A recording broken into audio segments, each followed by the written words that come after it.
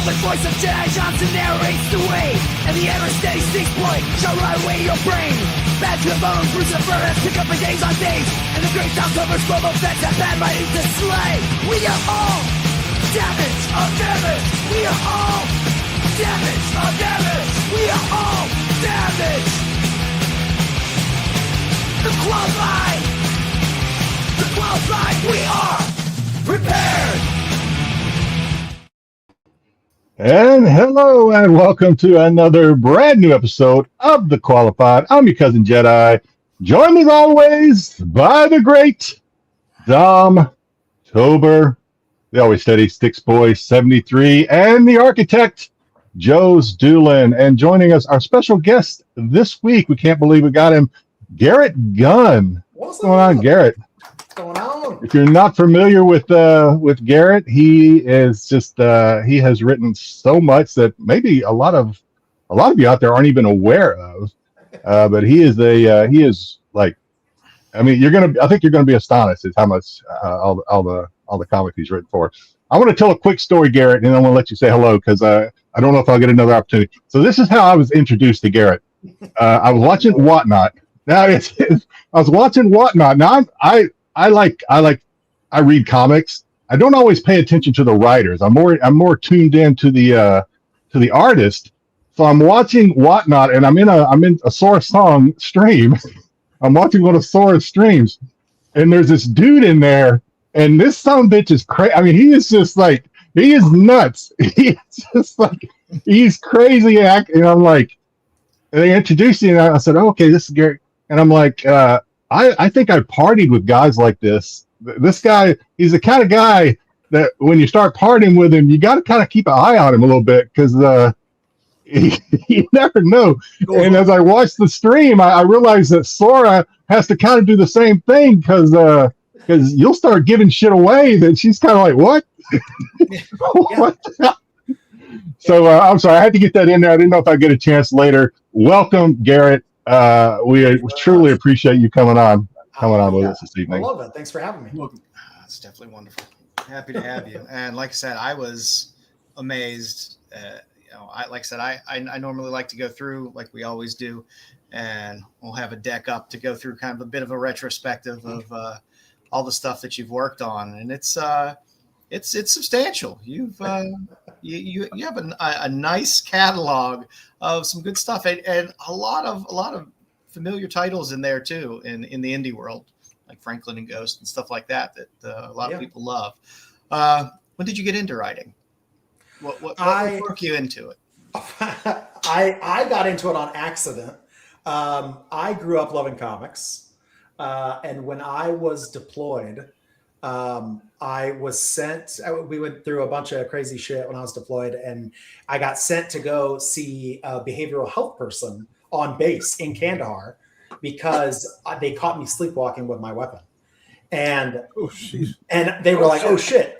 So they went in there, and this doctor, bless her heart, was like, we're going to do these like exercises, and we're going to like write these. We're going to write about how we feel and all this shit. And I've never been one to follow the rules, so I did follow directions, and I wrote a story instead where like my justification was that I was going to use the same things I was feeling, but like tell them through the perspective of this character that I was making up. And so I did that. She was like, you didn't follow directions. And I had to go to a bunch more of them. But I had that thing that I wrote. And when I came back from deployment, I was like, I should make this into a thing. And my ex-wife at the time was like, yeah, like make it into a comic. And I was like, why? No one wants me to write a comic book. Because at that point I wasn't very familiar with indie books. Like I grew up on like Silver and Bronze Age Marvel stuff. And so I did. And we ran a Kickstarter for it, like in the early days of Kickstarter. And then on Facebook, I posted about it on Facebook, and this random person I didn't know was like, well, I published that book. And I was like, okay. So they did. And then they were like, when's the second one going to be done? And I was like, I haven't written a second one, but I could do a second one, I guess. And then I did a second one, and then a third, and then a fourth. And then I just got like kind of addicted to it. When I got out of the military, they were like, look, here's the pension, fuck off forever. And I was like 28 years old. And I planned to be career military. I had no idea what I was going to do with my life. And it just became like something to fill my days with, was just like writing. And then I wrote like my next thing, and that got published. And then my next thing, and pretty soon it was like addicting. I was like, oh my God, like this is awesome. Then I started making money from it. And I was like, this is even cooler. Like I can do this hobby that then makes money. And I was like, maybe I should like try. And so then I just made it a job. I started acting like it was a job and started like treating it like it was a job, and just kept going. And now 195 books later or something. Wow. Trying to figure out how to 195. So one of the things I was going to ask is, because I haven't read all 195 goals now, but one of the things I was going to ask is these ideas. I mean, your ideas are not like your cookie cutter comic ideas necessarily. Yeah. Some of these, I mean, some of them are like, how the hell did he think of this? You know, it's weird because like, I always tell people, like, people will ask me, I've been on panels or whatever, and people are like, you know, what advice would you give people? I'm like, I'm the wrong person. Like, I am in no way follow any sort of traditional thing. If you look at my scripts, they look nothing like a professional comic book script. Like I have made whole books just because I couldn't get a title out of my head. Like I get a word or like a phrase stuck in my head, and it just sort of like unravels into a thing of like, oh, that'd be funny. Like, you know, like, what would that mean? What would that title mean? Like, what could be the story behind this title? Whatever. And it just turns into this whole thing. There's no rhyme or reason to it at all. I don't understand it myself sometimes, but when I started, like I said, I was going to like make it a job. I was like, okay, like a lot of other comic creators, I was like, I'm going to write the next Walking Dead or the next like big American comic book. And like, I just struggled. I was like, what, how, like what?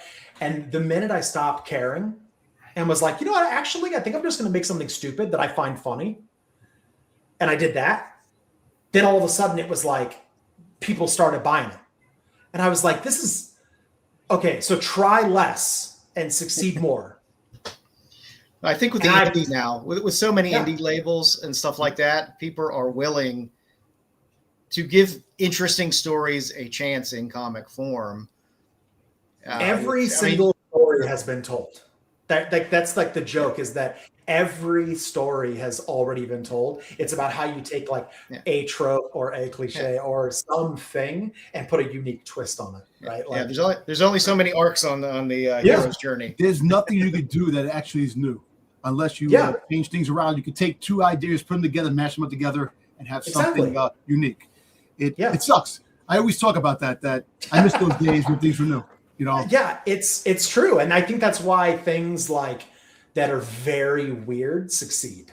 Yes. Like the reason that things like, you know, Beneath the Trees Where Nobody Sees, and like, you know, The Stray Dogs of the World, and like, you know, Murder Falcon. Like, I love Daniel Warren Johnson. Like, he can never do anything wrong, in my opinion. Do a Powerbomb was one of my favorites. Yeah, Do a Powerbomb, fucking Murder Falcon. Like, the dude is just like, what is it? Like, let me just make the weirdest shit I can. And it's going to be awesome. Yeah. And you want people to follow. That's what you got to do. Same with Jeff Darrow. I'll read Shaolin Cowboy. Yeah, Shaolin Cowboy is a great book. Yeah. Like, so did you take any writing classes, or I don't know what the course is for, because I noticed I was reading Good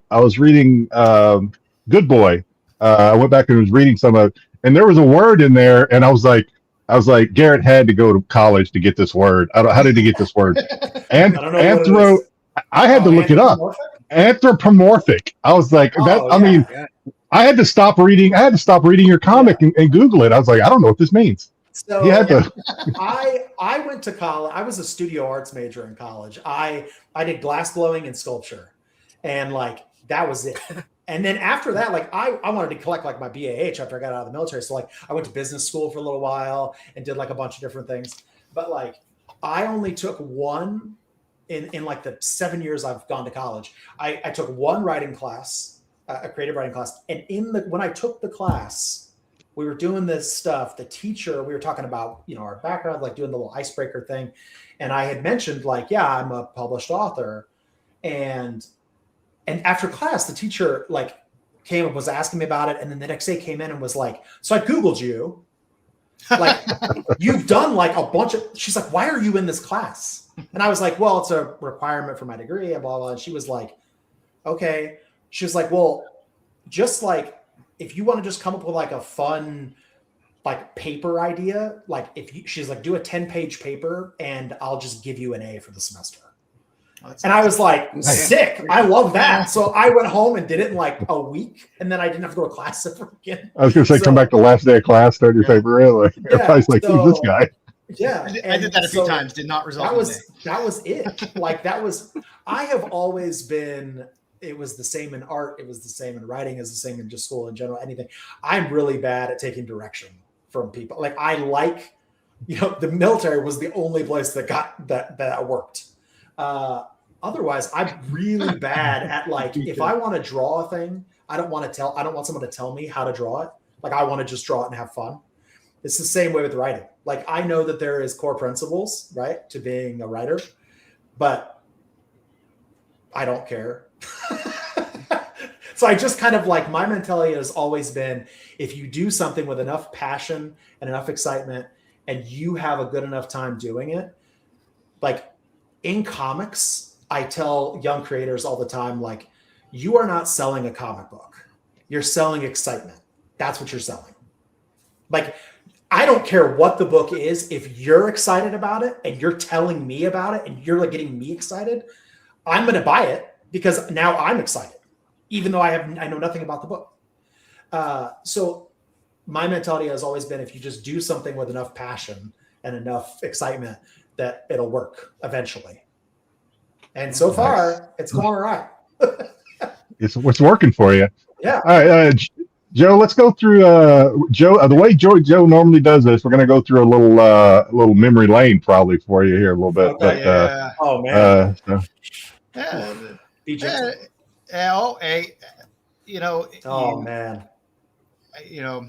I mean, you had the early stuff with Fear Diaries, and I noticed a lot of your stuff. You worked a lot with Source Point Press, which I always used to enjoy their titles. They always put out good indies. But like I said, Fear Diaries, any of these you want to elaborate on? Yeah, I mean, the book, the story that I wrote while I was deployed is that far left one. It's called Days to Come. And that was the very first book. In fact, the dog character is inspired by a dog named Gunner, who was the therapy dog the psychologist that I still see her to this day. She was in Hawaii. She was when I finally got to the point where they were like, yo, we're going to medically retire you. You have to go see a professional, blah, blah, blah. I went and saw her. You got her number? Yeah. And she's amazing. She was actually, if you watch the Johnny Depp trial, she was the professional psychologist that was on the stand. Oh, really? Wow. Yeah. Nice. So that's my psychologist, Dr. Curry. And she had a therapy dog, Gunner, that like I would go in and like he would hang out with you while you had sessions and stuff. He's the basis for the dog in the book. But yeah, Days to Come, very first book. I barely got it funded on Kickstarter. I think my parents paid like the last 30% of the campaign goal. It was awful. And then Fear Diaries was the second book that I wrote. And it was the first thing that like I did that book. And Alterna, I had no idea who Alterna was. I didn't know anything about him. I just saw like a submission thing online and I submitted it. And it was right as Alterna was doing their sort of like, we're going to go back to newsprint comics thing. Right. And they signed Fear Diaries with me. And then my third book, Go West. And I mean, it sold like an outrageous amount of copies. I mean, probably because they were $1.99, but yeah, they were cheap. But like, it was still like to this day, I think of like Go West was my first hit that I had. And I mean, I think it sold like 15,000 units. And at the time I had no concept of like how much that was. I was like, well, that's cool. And people I worked with were like, you sold how many? Yeah. And I'm like, well, yeah, it was newsprint though. And they were $1.99. So I made like $60, but it's still like, it was a really big thing. Yeah. And that was the first thing that kind of got my name anywhere. Nice. Yes. My first success after Go West. Yeah. Franklin and Ghost. Franklin and Ghost was there's a lot of people that love Franklin and Ghost out there. It is a beloved series. And you hit multiple volumes of it as well. Yep. 4 volumes. Again, I had no idea how to write comics. So I would just make giant books. Like I wasn't making single issues. I was making like 48 to 60 page books and releasing them. And people are like, this is like a 4-issue miniseries. And I'm like, oh, okay. Yeah, that one was the first. Franklin and Ghost was the first thing that really it was a consistent seller. It did well every time an issue came out. It went through like 2 different publishers, and then ultimately was going to get turned into a live or a cartoon through a bunch of different studios that had optioned it. Bro, is that the one you got off our stream? Yeah, the very first stream very first Whatnot stream of Garrett and Shauna that I just kind of stumbled into, and I had such a good time. I remember asking you, I was like, "Is this y'all's first show?" And you're like, "No, we do this all the time. So we do this every Saturday." Yeah. And I was like, "Oh man, I'm having such a good time in here." And yeah, so this is the very first thing I won. Poster. Yeah, so that poster was from New York Comic Con 2019, 2020. It was right before COVID. And it had just been announced that we'd gotten picked up for an animated show. The cast had all been announced and everything. And we were going to do these we're going to do 100 prints at New York Comic Con. They're going to be signed by the cast. I got everybody to sign it except for Billy Bob Thornton. And Billy happened to be in New York at the time. And so I had to go meet him in this hotel bar to get him to sign these. And he was having dinner with one of the founders of the Hells Angels. Oh, shit. It was the weirdest. Okay. It was the weirdest because that's Billy. Billy has the craziest life of anybody. I don't pretend to understand anything about what he does. He's brilliant and so weird and awesome and the kindest, most incredible person I've ever met. But yeah, he's come to whatever the fucking name of the super fancy hotel, not the Four Seasons, the Ritz-Carlton or some shit. He was come to the lobby, and I'll sign them for you. And I was like, okay, cool. And I show up and it's him who's 80 pounds and this 350 pound biker dude. And these 2 Playboy bunny chicks who are with this guy. And I have no idea who they are. I'm just he's oh, Garrett, this is Chuck or whatever his fucking name. And I was like, oh, cool. What's up, bro? And then he got up to get a drink or something. And he had it on the back of his jacket. And I was like, Billy, what the fuck? You haven't drinks the fucking Hells Angels? You could have told me some shit, whatever. The guy was very nice. I don't know anything about him. I talked 2 words to him. He seemed like a very scary man. But yeah, it was wild. And those posters, what's funny is we posted about them and nobody came to get them. So I ended up with 80 of them that I brought home of the 100, and they just sit and they're upstairs right now. And I'm like, oh, these are cool. I'll just give these away. That's how you got one. That's how I got that one. And I have very good luck of winning giveaways on your stream. It's uncanny. Yeah. Last week I didn't win anything. I was a little disappointed. You're like, what the fuck? I come on this stream and I don't get free shit. I'm going to give this stream. I'm going to give a show one more chance. And if I don't win anything next week, man. Yeah, we do give away a lot of stuff. You do, yeah. Good stuff, cool stuff. Yeah, that's Shauna. Shauna loves to give stuff away. Oh yeah. Speaking of Billy Bob Thornton, the Boxmasters, Go West. That was the newsprint Go West. And then I wrote the new Sad Girl Psycho Baby and the new Sugar Pop for Dan Mendoza. Yeah. Got some of that Mendoza stuff in there, which is always fun. Yeah, DFN3 was a tie into Franklin and Ghost. It was a character that was going to be in the TV show, and we we're doing a one shot for her before the show was going to come out. Yeah, man, so much stuff. This is great stuff. And of course, man. Warhorns. Some of my favorite covers. Yeah. are on Warhorns.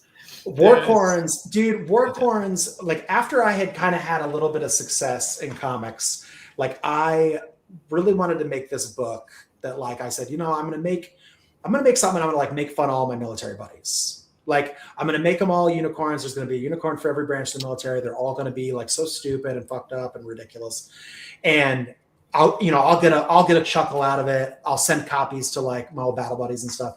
And then like they all loved it. I was like, you know, I'm making fun of you. And they're like, yeah, it's so awesome. That's what we do, right? Yeah, it was, to this day, like I have times where I'm at a convention and I haven't like signed a single book, and like I'll get one random Joe that comes up and is like, has like one copy of Warhorns, and he's like, you wrote this, right? And I'm like, yeah. And he's like, cool. And like hands it to me, and I sign, and then he's like, thanks, and like walks away, and I'm like, what the fuck?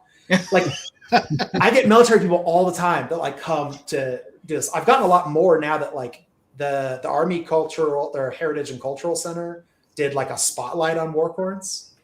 Awesome. And after that, I got a bunch of like people reaching out about it, so that was cool. But it is by far, it's the book I'm probably most passionate about, because it is the most like grounded in my real life and like personal, and like I mean the characters are all like based on real friends of mine. I have not read it yet, but I did pick this up on one of your streams. I picked this up, and I haven't read it yet, but it's something that might probably read it this weekend. But not to brag, it was the only thing I bought on that stream on your stream that day. The only thing, and I won the grand prize fire giveaway. On the back of it is a bunch of like pull quotes, and one of them is from my friend Andy Schmidt, who's now the editor-in-chief of Boom, which is like, this is the dumbest thing I've ever heard of. That's the dumbest idea I've ever heard. Yeah, Andy Schmidt. Yeah. Andy Schmidt. And now that man is making choices about where the direction of Boom Studios. For shame. Awesome. I like Travis McIntyre. Your ideas are shit. Yes. Yeah.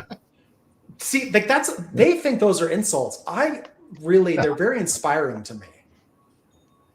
Because I like, if a thing is so stupid that it doesn't seem plausible or like worth a shit, now I want to make it that way.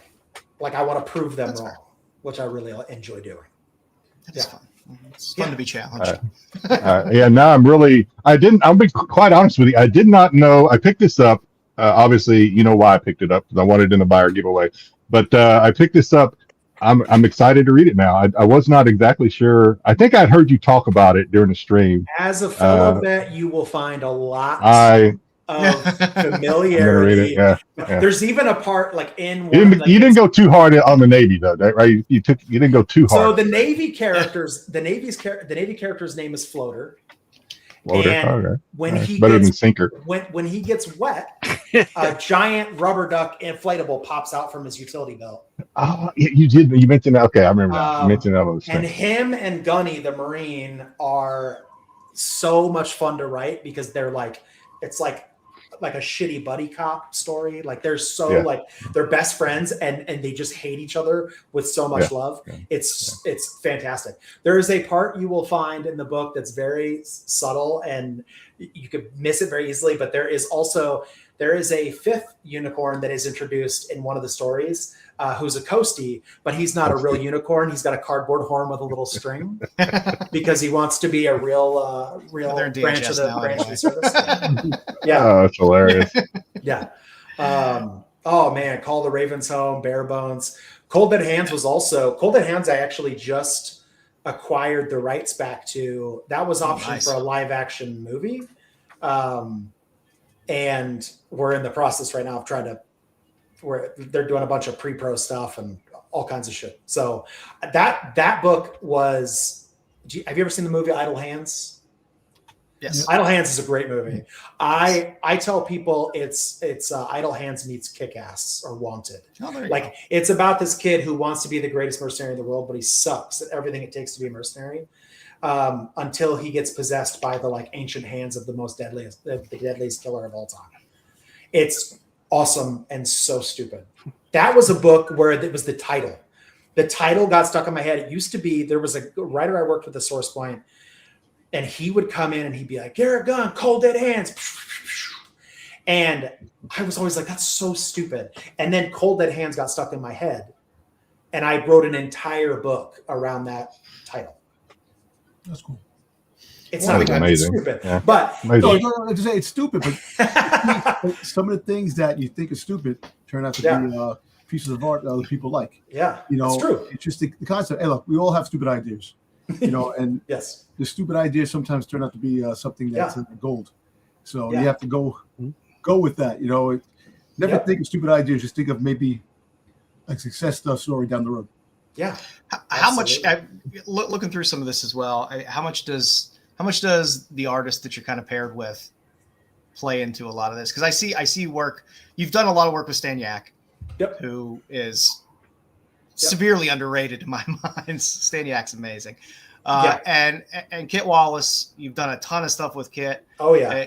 Is there kind of like a simpatico when you're working with somebody like that often that they kind of get what you're looking for? Yeah, like I said before, I don't have a traditional way of writing. I write a lot more like a screenplay, or like I write sort of like beats in a script, right? Like I have always thought like, look, I'm not an interior artist.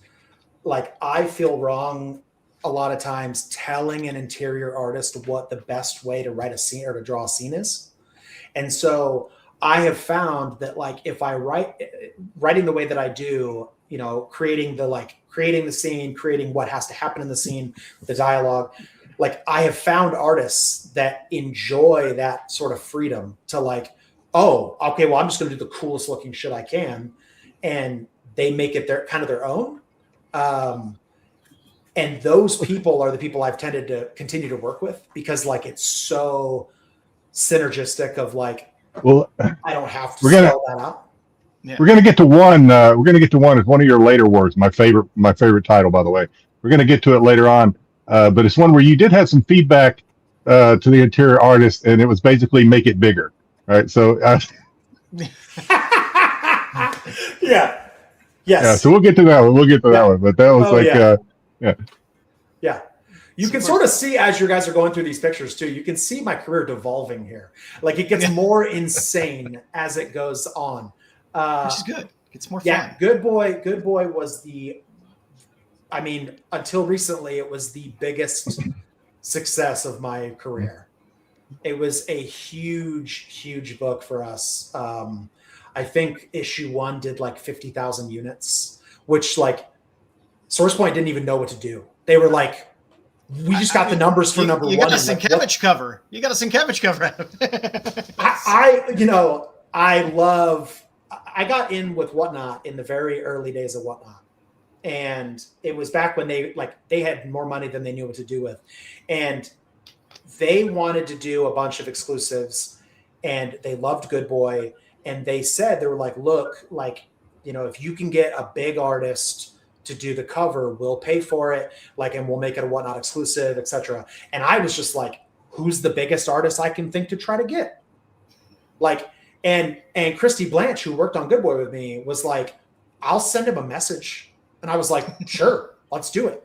And we did. And I think we even like offered him more than his rate because it wasn't our money. And we were like, look, we would really like you to do this cover. And he was like all about it. He was like, I actually have seen this book. He was like, this is awesome. He wanted copies of it when it came out because he wanted to like put it up, and he killed it. Like that cover is crazy. But Good Boy was by far, until very recently, the biggest selling thing I'd ever made. And it was, I just held on for dear life and just like to let it take me wherever it would. It was amazing. And you had a lyrics cover in there, which I had to throw in for Jedi, because I know Jedi's lyrics lead covers. I appreciate lyrics. She is so sweet. Have you met her? No. Dude, okay. We did a spotlight on her, but haven't had her on. She is like 4 feet tall, like 60 pounds. She barely speaks English. And she understands it. She just can't speak it as well. And every time, like, I remember I wanted to get a cover from her because I was a fan. And I said, I really like her work. And I got her to do this cover. I went to a convention probably like 6 months after this came out, and she came to the booth, like from from her table, like it was, I think it was like a MegaCon or something. She came to find me. She walked up to the table. I had no idea who she was because I'd never seen what she looked like. And she had a copy of this book. And I said, "Oh, do you want me to sign it for you?" And she was like, "No, it's mine." And I was like, very confused. Okay. I was very confused of like, I mean, I assume it's yours. Like you're bringing it to the table, like whatever. And she said something, and she was like trying to tell me that she had drawn it. And I was not, I'm so stupid. And I was so overstimulated from the convention. I was like not putting it together. And then finally she kind of like, she came back with her rep and he was like, "Garrett, lyrics." And I was like, "Shut the fuck!" Like I like blew my mind, and I was like, "Oh my god!" I ran on the table, I gave her a hug, and like ever since then, she will come to shows and she'll be like, "Garrett," and like whatever. And it is so funny. She's such a sweetheart. She could not be more. And then what's funny is after she got like a bunch of DC gigs and like Marvel gigs or whatever she was doing, she was like, "I have to stop doing like super violent, crazy shit that you want me to do because now I'm like got to do these Marvel covers." And I was like, "I get it. It's totally fine." Yeah, I get it. I don't like it, but I get it. Yeah. She still pumps out some Kickstarter stuff that's a little spicy. She does. Her new management is very particular about what they want to let her do. And I was like, I get it. Listen, I have worked with so many artists over the years that like have become huge deals that like they won't answer my calls now. So I'm like it's totally fine. It's not a problem. Yeah. Oh, Christmas Carol. And look that second one there. We got a cover from somebody. Hey, that's a Garrett Gunn cover. Yeah. Yeah. That I drew that barely and sent it to Kit. And I was like, "Please make this look good." And then he did.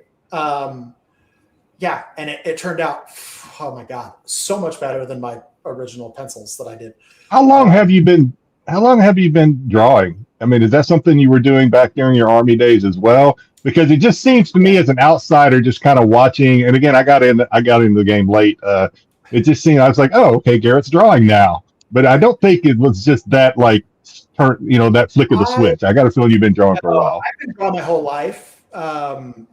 But I never had the confidence in my art to do anything with it because I was always like, when I went to college for art and stuff, like I said, like I was a glass and ceramics sculpture major. Like I was used to like, I like making messy art and I was so intimidated by like these people that were such like fine artists or seemed like I couldn't put it together in my head, like sort of the process of like creating a cover. And so in my mind, I'm like, how are these people going straight into these fucking covers, like these incredible covers and like doing things I would never even think to do because I just want to like paint and be crazy. And then I sort of like through the years had all these people that were like, huge mentors to me, like the Ryan Kincaids of the world, the Sora Songs of the world, who were like, "Garrett, like you've got the talent, like don't be stupid about it. Do this, do this. Do this, now do this. Also, this is how we use reference." And I'm like, "What the fuck? You can look up." Your reference just I was like in my mind was like, "Oh, you guys are just imagining these poses and you're just drawing them." And Sora's like, "Honey, oh my God." She's like, "Do you see these models that we like see? Like Google like this pose or whatever." And it'll be like something that's meant for artists. That's like, here's this crazy pose. Here's whatever. She's like, "That's your baseline. Now take that and make it into a thing." And I'm like, what the fuck? And after like spending so much time with Sora, spending so much time with Ryan, like Sajjad Shah, like these artists that I admired for their ability, like things just started to click. Little like tricks they would show me, like do this, do that, don't do this, like make sure this thing is here and whatever. It just started to click together. And then I finally just got to the point where I was like, "You know what? Fuck this. Like I can either pay an artist $700 to do this cover, or like I can just try to figure out how to do something that's good enough that people will buy it. I'll take the challenge." Like try to do it. Why not? So there's going to be a Christmas Caroline every holiday season, I assume, right? Yes, we didn't get it didn't, this one didn't finish. The big bad is still out there, and she's still on her quest for revenge, etc. I won't go any deeper than that for those that want to read it. But the tagline for the book is that Caroline's brother is murdered by Santa for trying to unionize the workshop, to send a message to the other elves, not to rise up. Okay. And in the Caroline universe, you can't go to the North Pole unless you sort of have the magic to get to the North Pole. And so when he is killed and her family and the family's exiled, Santa sort of strips away their magic. So now she's hunting these elves down that betrayed her brother and taking their magic to try to use it to get back to the North Pole. But you get to meet Rudolph in the next one, who's like a former combat veteran and all kinds of shit. It's crazy. It's fun. It's a fun read. It's fun. Yeah. It's Caroline's part of the Miss Fables universe, which is you don't have an elf in there that wants to be a dentist. Oh, what? Remember back Rudolph the reindeer? Yeah. Back in the day, yeah, wants to be a dentist. Yeah, they we'll get to it when we talk about Jack and stuff, but it's part of a bigger thing that is sort of contains a bunch of characters in it. But yeah, Caroline is a book that's supposed to come out every holiday season as part of that universe. So. I bought it. I was like, I'll be honest. I saw the Drabacus or Drabacus cover, and I'm like, okay, I'm backing this 100%. And then I got because I'm a big. Those that watch the show know I love Drabacus. But and then so of course you get the free, that free, right? You get the PDF with it. So I read it and I was like, oh, man, this is a lot of fun. I actually did a quick review of it here on the show a couple of months ago. I was like, nice. Yeah, this is awesome. Crazy. Yeah, this is a very fun read. Dude. Yep. But yeah, Calamity was some horror stuff that I did. That's part of actually Cleaver. That's being turned into part of Cleaver County. And then Bisto Blanco was I knew Chuck Garrick. I had met Chuck Garrick, who's the guitarist for Bisto Blanco. Him and Calico Cooper, Alice Cooper's daughter. That's their band. And I had met Chuck, and he wanted to make a comic book because he knew Billy, and he found out that I did a book for Billy. And so they came to us and were like, we want to make this book. And I was like, okay, sure. Let's do it. And they're so ridiculous. It was so easy to write for them because their comic book characters are real life. So it was a lot of fun to do. Yeah. Week Gods. That's one of my favorite Week Gods covers. Even though it's an homage. Oh yeah. It's a good homage nonetheless. I love it with the crow. Yeah, Week Gods is amazing. The Hunger was actually not my book. I was just hired to write it. That was a wild ride, that book, man. The Jordan who hired me to write it was like, I have this book and it's called The Hunger, and it's about people that eat people, but they're also they don't have water, and they're they're trying to find water, and I was like, what? and I don't think he had the idea fleshed out. He had a vague idea, and then he was like, I just want you to write it like this. And I was like, okay, but I don't understand why they would do this. And he's like, you'll get it later. And I was like, yeah, but I kind of need to understand now. To write the characters, otherwise they're not going to seem like seem like empty shells themselves. I have to be able to know what their thinking is. And he was like, no, I don't want to reveal too much. And I'm like, to the creator, to the writer. I get that you don't want the readers to know stuff. I'm not going to tell them, but sure. Yeah. It was a very interesting experience. I don't write for a lot of other people. If you're only going by his pitch, you're going to write something about people who eat other people but can't wash it down. Yeah. Well, it was very I don't write a lot of stuff for other people, and so it's a very interesting thing when you work with somebody else to because all my stories exist in my brain all the time. I know what's happening in Cleaver County 15 because like I've been building it in my brain. So to go to someone else, like, or to have someone come to you and want you to write a thing, and you're like trying to ask them for like information, and they're like worried about like giving away too much. It's like, I'm like, all right, like no pun intended, but you're starving me here, bro. Like I need, like I need info. So me a bone. Yeah. So it taught me a lot. Let's just say that. Gotcha. Little Red Ronin was the next huge hit after Good Boy. Little Red Ronin was massive, still continues to be massive. It's the leading book in the Miss Fables universe. And its sequel, Giant Killer Jack, is nice sleeper Ivan Tao cover there on Little Red Ronin, who also does a badass cover on Trample. Yeah. Ivan is another sweetheart, like crazy talented. Like I always tell people, I'm like, you don't get to be super nice and super talented and like, you know, like caring and like all these things. Pick a couple. All right. Like stop. It's bullshit. It makes the rest of us look really bad. And then that Derek Chu cover on that Postmasters is nasty. I'm used to just drawing thick women, but this is good. This is a great cover. Yeah. Oh man, Postmasters. The book was a lot of fun.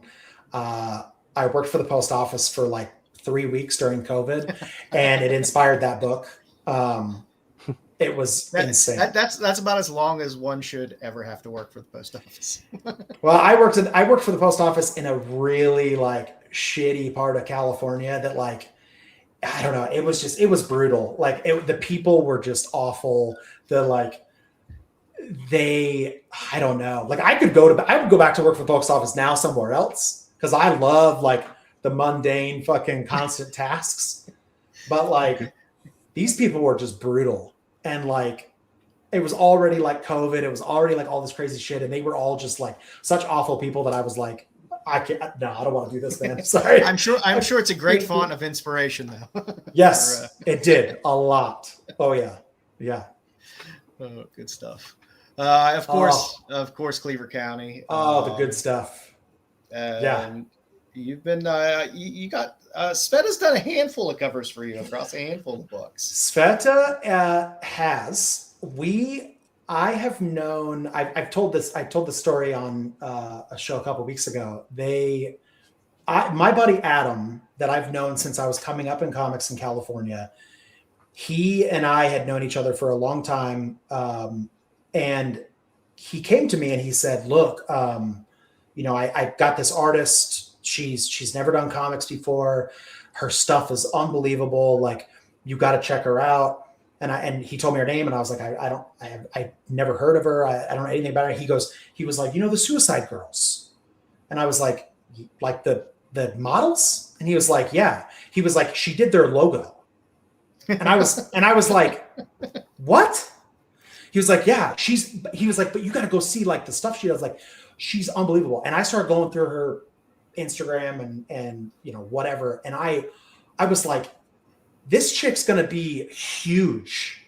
Like this is nuts. I said, put her on covers immediately, please. Whatever. I don't care. Like, I just was like, anything she'll draw, please. And we did a bunch of stuff together. And then now, like when we came back to Cleaver County, I said, look, Sveta did these covers for us. Like, I want to have her do covers for every single issue. And because I want, like, I'm also like a crazy, like, I love consistency. I love like if there's an artist that does a cover for 1, 2, and 3, and then doesn't do one for 4 and does one for 5 and 6, like it'll drive me insane. Screws with the OCD. Yeah. OCD. So I was like, I want her to do a cover for every issue, and he was like, I'll talk to her, and she was like, okay, she said she'll do it, and I was like, huh. Her and Suspiria, bro. Yeah, I was going to say you got the twofer because you got Suspiria as well. Another person who, like, I can't say this about Sveta because I've never actually met Sveta. I'm sure she's incredible. I know how talented she is, and I know how awesome she is. I don't know how sweet she is because we've never talked to her. But Suspiria is an angel. She is so sweet. And, like, another person who is just, like, insanely talented, like far more than like a person should be. Like, she came like last minute. For MegaCon this year, I had said, speaking of OCD, I was like, Suspiria, you did a Fangers cover for 1 and 2 for MegaCon, the last 2 MegaCons. I was like, how are we not doing a number 3 for this show? And she was like, I mean, we could maybe do it. And I was like, no, we can't. Like, the deadline is like Monday. And she was like, well, maybe we, like, she speaks with a super thick accent. And she's like, maybe we do it. Maybe we do it. Yeah. And I was like, okay. And I swear to God, like 2 days later, she had a cover done. And I was like, Suspiria, what the fuck? Like, you triggered her OCD. She's like, what? I chase her stuff. I mean, she does a lot of amazing magazine work. She did a great cover on this Canadian magazine of Dynamite Diva, who I also love as a title. It's a fun title. I bought her. I do not buy like any comics anymore. I buy trades because I'm old and I just want to read. But like, I bought Lake Yellowwood Slaughter. I have that. Yeah, the hardback. Yeah. Just because she did the cover. I didn't know anything about the book. It was like she shared it. She was like, here. Or she shares the thing. She's like, I did a T-shirt for Halloween. And I'm like, sounds good. Check out.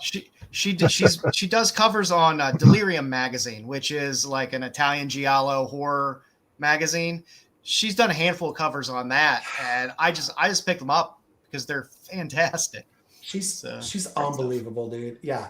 I tell people all the time, like, dude, some of the best people I work with in comics are all chicks.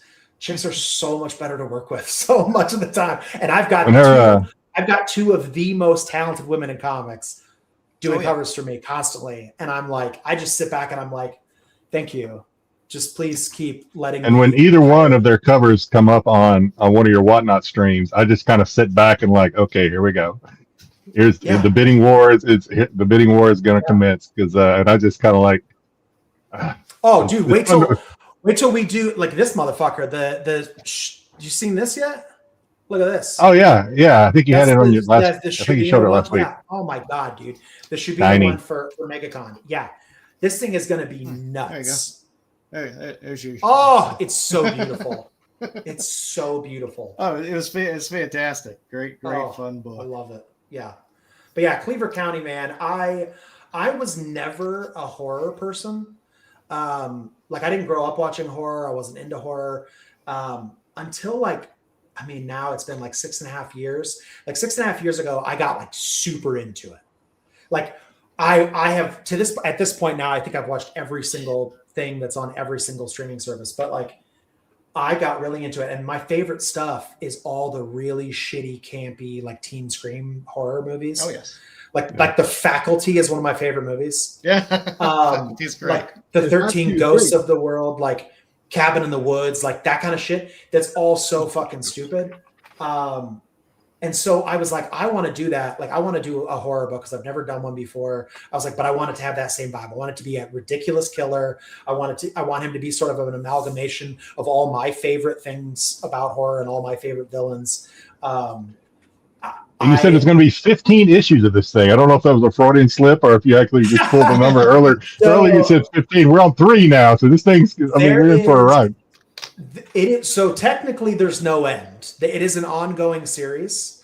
I have the first 24 issues outlined. Wow. Now the thing about Cleaver County is that it's set in this. We say it's like the deadliest part of the world. Like it is sort of this cut off from the world kind of place that's very large. And so there's different towns and different whatever. Every sort of like volume of Cleaver County is supposed to be a different killer. So this volume covers Shank, the Hooked Horror of Harlow. Like when this volume ends, there will be other stories. Got it. Now there will be crossover and there will be killers will show up in different things. Characters will sort of cross back and forth. We've already seen, like, we released Happy Place, which is set in Cleaver County. So you're Stephen King. You're going to Stephen King this thing. Yeah, right? It's all set in the same area. We have a lighthouse arc that's going to happen. There's tons of stuff. Yeah, exactly. Yeah, you got again. I've read the 2 issues. I did the catch up on the Kickstarter. and yeah, Father of the Year. That one, the dad, and it was like, I was like, this guy's a dick. Yeah, dude. So somebody commented they want to know the story what happened at Cleaver County. So I had been in comics for like 8 years, and the reason I moved to Michigan was that I was offered a job to come and work for SourcePoint. And they needed a branding executive, and they basically wanted me to come and spearhead branding for the company, and also sort of like continue to create stuff for them. And that is when I came up with Cleaver County. I said, hey, I got this idea. It's, it's very expansive and like all these different things. And we started making it. And right as we were sort of like getting into doing Cleaver, the company went under. And it got cut off. Like 3 never came out because it was like it was supposed to. SourcePoint stopped soliciting stuff because Diamond was starting to crumble. Like distribution was just brutal as a whole. Like everything. And so I didn't get to do anything with Cleaver County for years, and it just kind of sat there. And it was a thing that always bothered me because it was something I had put so much. I mean, I have these little Barnes and Noble like notebooks that I buy that I write all my notes in. I've got like 7 or 8 of them just like full of stuff. And I would see them on my shelf and I'm like, motherfucker, like I want to do Cleaver County stuff so bad. And so I went to SourcePoint and I said, look, I want to buy the rights to Cleaver County back. And they were like, we'll look into the legalities of it and blah, blah, blah, like all this different stuff. And so I ultimately bought it back. And I was like, okay, I'm going to treat it like it's a fresh start. No one's read this book. I'm going to re-release the first issue and on. And we're going to just basically reboot this whole thing, restart this whole machine. And so far, it is fucking amazing. It has been so great. There's always a buzz about it when a Kickstarter launches. I could tell you that much for sure. That is hugely indebted to the incredible artists that I hire for the book. Yeah. I mean, Kit is perfect for the interiors for that book. Him and he is my favorite sequential artist in the world. And I've never met somebody that can take a thing that I already think is so stupid and over the top and make it more so, more than he does. And there is notes I will leave in scripts that are like, it will be something along the lines of like, Kit, this guy's gotta die, but like, it's really gotta be fucking like just the most grotesque, mangled mess like anyone's ever seen. Yeah. And like, also, you don't shy away from that. Yeah. Yeah. And he would send back this thing. In fact, when he did the first like big kill scene, he sent it back and it was a double-page spread. And Dave, my letter and designer, and we were so blown away by it that I was joking that, like I said, we really should be like, it's like Zombieland. It really needs like a tagline on the page. I was like, it's got to be like double-page death spread. Like, and then Dave lettered the book and sent it back to me with double-page death spread, like branded on it. And I was like, oh my God. Like, this is how every death in the book has to be now. Like, there has to be a double-page death spread of everybody. And it's just the thing we kept going on, but all because Kit just is a maniac. And reading 1 and 2 for those that haven't read it yet. And again, I don't want to go into the territory of spoilers, but yeah, definitely start getting you kind of got a little bit of cabin in the woods feel a little bit. And then it kind of goes into like, okay, now we're kind of into this Friday the 13th kind of thing. And so you're kind of like, in my mind, I'm like, okay, this character is definitely going to die. This character is going to, then I stop myself and I'm like, well, this Garrett's writing this. So I don't know what the fuck's going to happen. They may not actually die. He may twist this thing around. They may be the heroes. I don't know. I love like the idea of like breaking all the rules of like, what you can and the rules of horror, right? Like what can happen, what can't happen, like who's supposed to survive, who doesn't, who dies first, like all of those things, but also like all of the stereotypes. Like I love all the horror cliches. So it's just a fucking mess. I just put all of it in there and I'm like, this is awesome. Like it's definitely good stuff. I know we're definitely happy to have it back in the Kickstarter world. Yeah. couple more covers here. Yeah, that was my Transformers 25 cover that I did. Yeah, that was colored by Alex Sinclair, legendary fucking colorist for Jim Lee and a bunch of people. What's funny is putting those two covers next to each other. That Kim cover is so funny because I was doing a show with Bill McKay and I said, like, I'm a huge lover of Bill's art. We had him on a few weeks ago. I love Bill to death. And he's such a talented dude. And we were doing Baltimore Comic Con together and I was just bored at the booth. And I did a head sketch of Kim because he had done a sketch for me on something. And I went to like go get lunch or something and I left it on his table and it just said like, thanks for being so fucking awesome, Bill. Like, you know, whatever. And it was just this little Kim sketch. So he takes it home and then I get a message like a couple weeks later and he's blown it up and inked it. And I'm like, he's like, I think this should be a cover. And I was like, what? He did I know he did a Fangers cover for you, right? And in fact, when we had Bill on about a month ago, I had just gotten through the mail one of your unopened, because you didn't open them on your stream. I had some unopened Fangers blind bags that you sold on your stream. Yeah. So I told Bill, I was like, okay, I really think this would be really cool if I open up this blind bag and I get a Bill McKay cover. Yeah. I didn't. I got a Yum cover. I hope you did. I got a Yum cover. I'm not complaining. I got a Yum cover. We're never going to complain about a Yum cover. Yeah, no. But I was like, damn it. I said, that would have been so awesome if I had Bill on the show and I freaking ripped this thing and there's a Bill McKay cover. Those two covers next to each other are a perfect example of like, that's traditionally like on the right is like traditionally like the Kim is like how I draw. Like I have always been like more of a cartoonist. Like I like drawing caricatures and stuff. And so it's so funny that like, that's what I used to do. And then that's when like all my friends, like the Ryan Kincaids and the Soras and stuff, are like, stop fucking around and take it seriously and like do this thing. And then Transformers like was like the next thing I did of like, okay, cool. Here's this fucking Optimus cover. It's a funny, Well, your fans love this. I mean, watching the stream and you and Shauna kind of feed into it, which I think is really cool. Like, but your fans like your Godzilla cover. I mean, it's like your fans get like super excited every time one of your Godzilla covers either come out of a blind bag or you put one up for sale. It's like Godzilla cover, and everybody goes nuts. Like, yeah. Well, Shauna is a huge Godzilla fan, and I'm a huge Shellhead. And so when that book came out, I told the retailer, I said, I don't care if I have to buy the whole print run myself, please get me a Godzilla TMNT cover.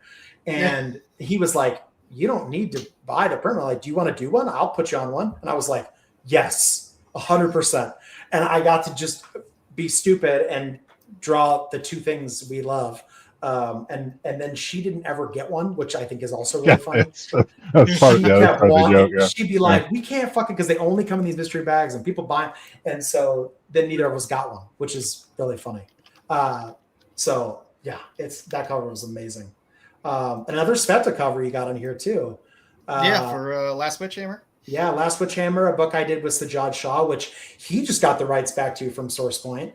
So we plan to continue that book. And then Cry Havoc is the last one, which is Pinup Girls and Mechs. Yes, just two perfect things. Yeah, cannot go wrong with that combination at all.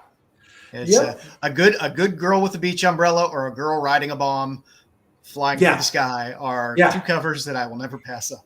Yeah, exactly. Oh man. Also, ECPD, Bad Girl, of course, more Sveta. That was the first covers that she did for me. And what's crazy is when that came out, like it did okay. And then as soon as she blew up, everyone messages me and is like, how do you, because at that point when she had done those, I was just starting my Patreon and I had made like medals of that book that were like limited. They were numbered to like 30. And so there was only 30 released of the medal. And I gave them to my patrons. Like I made enough for my patrons. and then sent them to them. And then people would come to me and be like, I want to buy this. Do you have any of these? And I'm like, up to the 30 people that were a part of my Patreon, like they have all of them. I don't have any. I know Joe loves this cover because earlier in the week, Joe and I have been planning this show all week and our little chats back and forth. And so Joe sends me the thumbnail. He's like, here, this is the thumbnail for the show. What do you think? And I have not, I'll be open, I have not read Bad Girl. And I'm like, well, okay, it's got a Fangers cover. That's absolutely staying. I think the other was the Cleaver County cover. And I'm like, Bad Girl. I was like, so then I start throwing up I was like, well, Garrett did this, he did this. And without saying a word, I could just get the vibes from Joe through. I was like, Joe he really wants this Bad Girl cover. He didn't even have to say anything. That's how long I could just feel it. I'm like, Joe does not want to get rid of this Bad Girl cover. So. People see that and they know what it is. Oh yeah. Oh yeah. It is a great cover. And then you got that Ivan Tao that you were talking about. Ivan Tao Trample. Yeah, that was fantastic. Hopefully you liked the book. Yeah, and it was fun. I picked it up in open order. So stupid. Yeah. Yeah, and it was great. And then of course you got some Chuma Hill. Chuma did a few covers of yours. Yeah, it's I loved Chuma's another one that I'm like, his stuff is unbelievable. Like I don't understand. Like I see some of the stuff he does, and I'm just like, who fucking thinks to draw shit like this? Like, it's so crazy. But yeah, that's a cover for a book I did called Murder Bukaki, which is fucking insane. We've highlighted that book on because we do a quarterly Kickstarter update. Yeah, and go through some of the Kickstarters that catch our eye, and when Bukaki is there, it definitely catches our eye. I'm so conflicted about that book because I love that book. Ben, who publishes it, he had a rough go the last Kickstarter. He had never done a Kickstarter before, and ran a Kickstarter in the midst of having a baby and opening a comic shop and all this other stuff. And I'm like, bro, this is going to be this is like a lot of work. Like Kickstarters aren't bullshit. Like you got to fucking it's a lot of work. And hey, you got people on your ass about it. And people were messaging me being like, where the fuck are my books? And I'm like, bro, I wrote the book. Like I didn't run this campaign. Like, I'm sorry. And Ben, Ben and I have been friends for a long time, and he was like, look, I really want to, 3's ready to go and 4. And I was like, okay, but I'm not fucking around anymore. Like, if you're going to run this campaign, you better fucking it's got to be delivered on time. It's got to be this, it's got to be that, all this other shit. And he was like, I've got a plan. That was a clusterfuck and blah, blah, blah. He was as pissed off about it too. And I was like, okay, fine. Well, that's the thing about Kickstarters too. A lot of people don't see who's actually launching the Kickstarter. Yeah. They just see the names associated with the writer or an artist they like or something like that. Yeah. So, and there's so many Kickstarters. Well, and I would get people commenting on campaigns I was launching, being like, "How dare you launch this when you haven't fulfilled this?" And I'm like, "What the fuck?" Yeah. I like to think I got one of the best reputations in Kickstarter. I've run so many campaigns. I've never been late. I've always taken everything. It's not hard to go to Kickstarter, go to you and go to created. Yeah. And you see what you've created. But that Chuma cover is crazy. Yeah, Chuma Hill's awesome. Yeah. I did. Have you please die? Captain America homage there. Dude, Daryl Young. If you guys don't know Daryl Young, you should look him up. He is fucking unbelievable. He has made an entire career out of being a diehard Jack Kirby fan. And the dude is so obsessed with Jack Kirby. I would go to him and be like, all right, if I'm going to have anybody do homage covers to Silver Age books or Golden Age books, Daryl's going to do it. He loves that shit so much, and it comes across in everything he does. But I Hate You, Please Die is another book that is super special. It's I wrote that book a long time ago, and it was meant to be. I wrote it at a really kind of fucked up time in my life. I was struggling with a bunch of mental health stuff, and I wrote the first draft, and it was all about my struggles with being bullied and my struggles with suicide as a kid and all this stuff. And I gave it to a friend of mine who reads my stuff all the time. He's kind of my ear that I bend of how shitty is this? And he came back and was like, I'm not going to lie to you. He was like, I think this is the best thing you've ever written. He was like, but it was fucking depressing. And I was like, okay, like, is there like a constructive criticism thing in there? Like, whatever. And he said, you're never going to get anybody to read this like past the first couple issues if you don't add some sort of silly sort of like other element to it. And so he's like, what? Like, I was like, okay, well, fine. I'll have that the kid wants to make the bullies explode and he gets these powers from the devil. He sells the devil his soul and like for the power to make bullies explode. And he was like, that could work. And that's what we did. And then after that, people loved it. It was great. It was far less depressing. And then another cover that I did for Power Rangers. Oh, Terry, you're so nice. Death Cannon is another book that's part of the Saturday morning Showdown stuff that we'll talk about, I'm sure. And then some great covers on that. Death Cannon. Then that fucking Ickpot. Yeah, Ickpot. Yeah, we're big fans of Ickpot. Yeah, and I know you got a thumbnail to put in here of the new Ickpot cover that's coming. Excited to see that when you sent it to me. I was like, okay, nice. Yeah. Yes. Yeah. As if I wasn't going to back it already. I'm sure.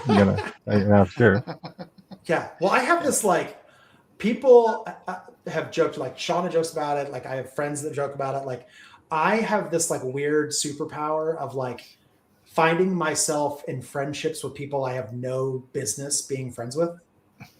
Like that's how I met Billy Bob Thornton. That's how like I've met all these people, and it like through sheer just like tripping into it, and like Q Young one of the hottest artists in all the comics. Like I reached out to him randomly on Instagram. Was like, I'm obsessed with your work. Like, will you do this cover for me? He did the first one, and then next thing I know, he was like liking my stuff on Instagram, and then he was like doing all this stuff. And then he would like message me nice things, and I was like, "What's happening? Like, this guy doesn't know me." And then at a convention, he like seeked me out at a convention and was like, "Oh my gosh, like it's so nice to meet you, whatever." And we like talked, and then he just continues to do covers for me, and I don't know what I did to like deserve it. No, but he's another one that's blowing up. Yeah, I mean, and I'm just like, Ickpot's the same way. Ickpot was like, "I'm not doing any more comic covers." Like a year and a half ago, he was like, I'm focusing on personal projects. I'm not doing anything. And I came back to him and I was like, but listen, like pretty please. Yeah. And obviously I paid him a lot of money too, but like, I was like, pretty please, here's monies. Please do art. Yeah. And then he did. And then what's funny is Dan Mendoza messaged me and was like, how the fuck did you get Ickpot to do another cover? And I was like, I asked just nicely, give him a bunch of money. Because you know what people love more than being able to say no to stuff is they love a lot of money. Big bag money. They like a lot of money. Yeah. So money changes minds. Yeah. No, we're big Ickpot supporters here in this show. He's amazing. Yeah. And of course, Fangers, and of course the spinoff from Transylvania with Love as well. Yeah, first of many.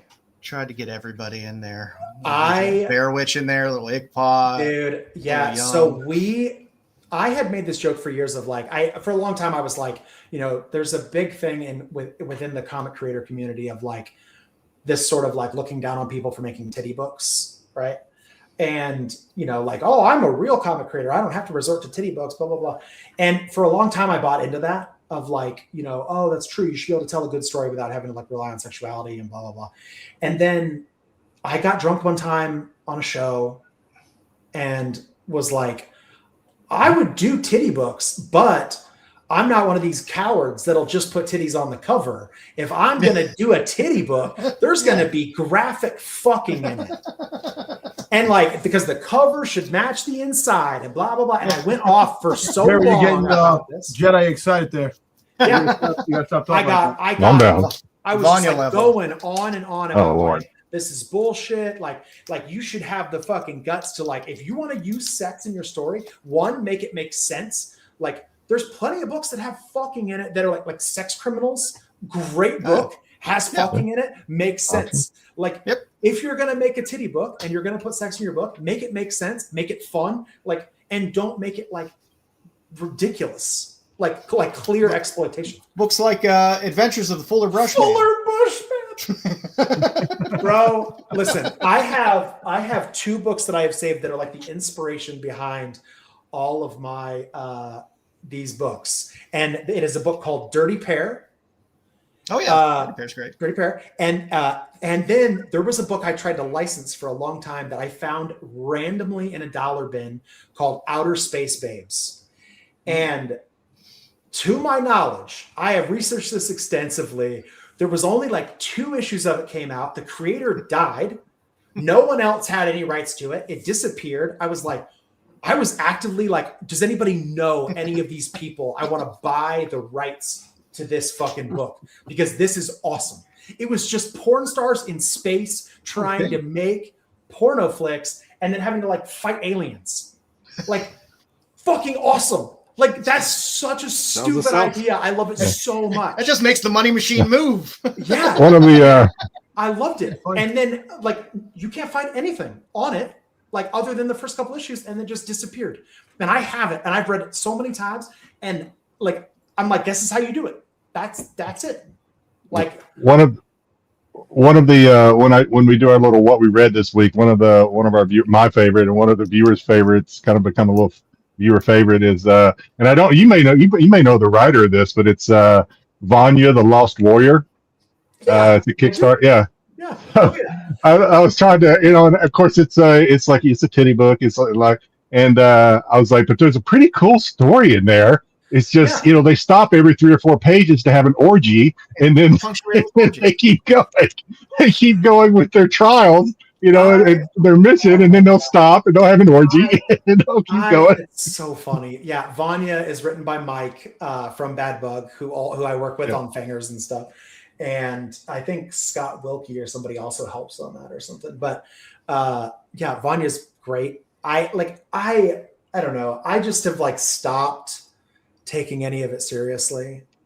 And like, I love the idea. Like I wanted to make this is another one where I was like, look, like Fangers is a great title. It was a joke for a long time between me and Dave. I was like, I'm going to make this book about like horny old vampires living in a retirement community. And, it's going to be called Fangers Retirement Community for the Eternally Damned. And it was just a joke for a long time. And then it got stuck in my head. And then I was watching 30 Days of Night because the creator is a friend of mine, Ben Tumblesmith. And I reached out to Ben and I was like, dude, I think I'm going to steal 30 Days of Night, but I'm going to put it in a retirement community for famous vampires in Florida. And he was like, what? And I was like, yes. But Fangers was honestly like, it was a thing that Mike and I, when I approached Mike about it, Mike was not sold on it at all. I pitched it to Mike from Bad Bug. I said, I got this idea. Here's the premise, blah, blah, blah. And he was like, no. Like he told me no twice. And you can ask him this, you get him on this show. He will tell you, he told me adamantly no twice. And then I finally wore him down and I said, look, I'll make you a deal. You run the Kickstarter. I will front all the money to make the book. And if it succeeds, you can have half of whatever we make. And he was like, okay, well, I do like money.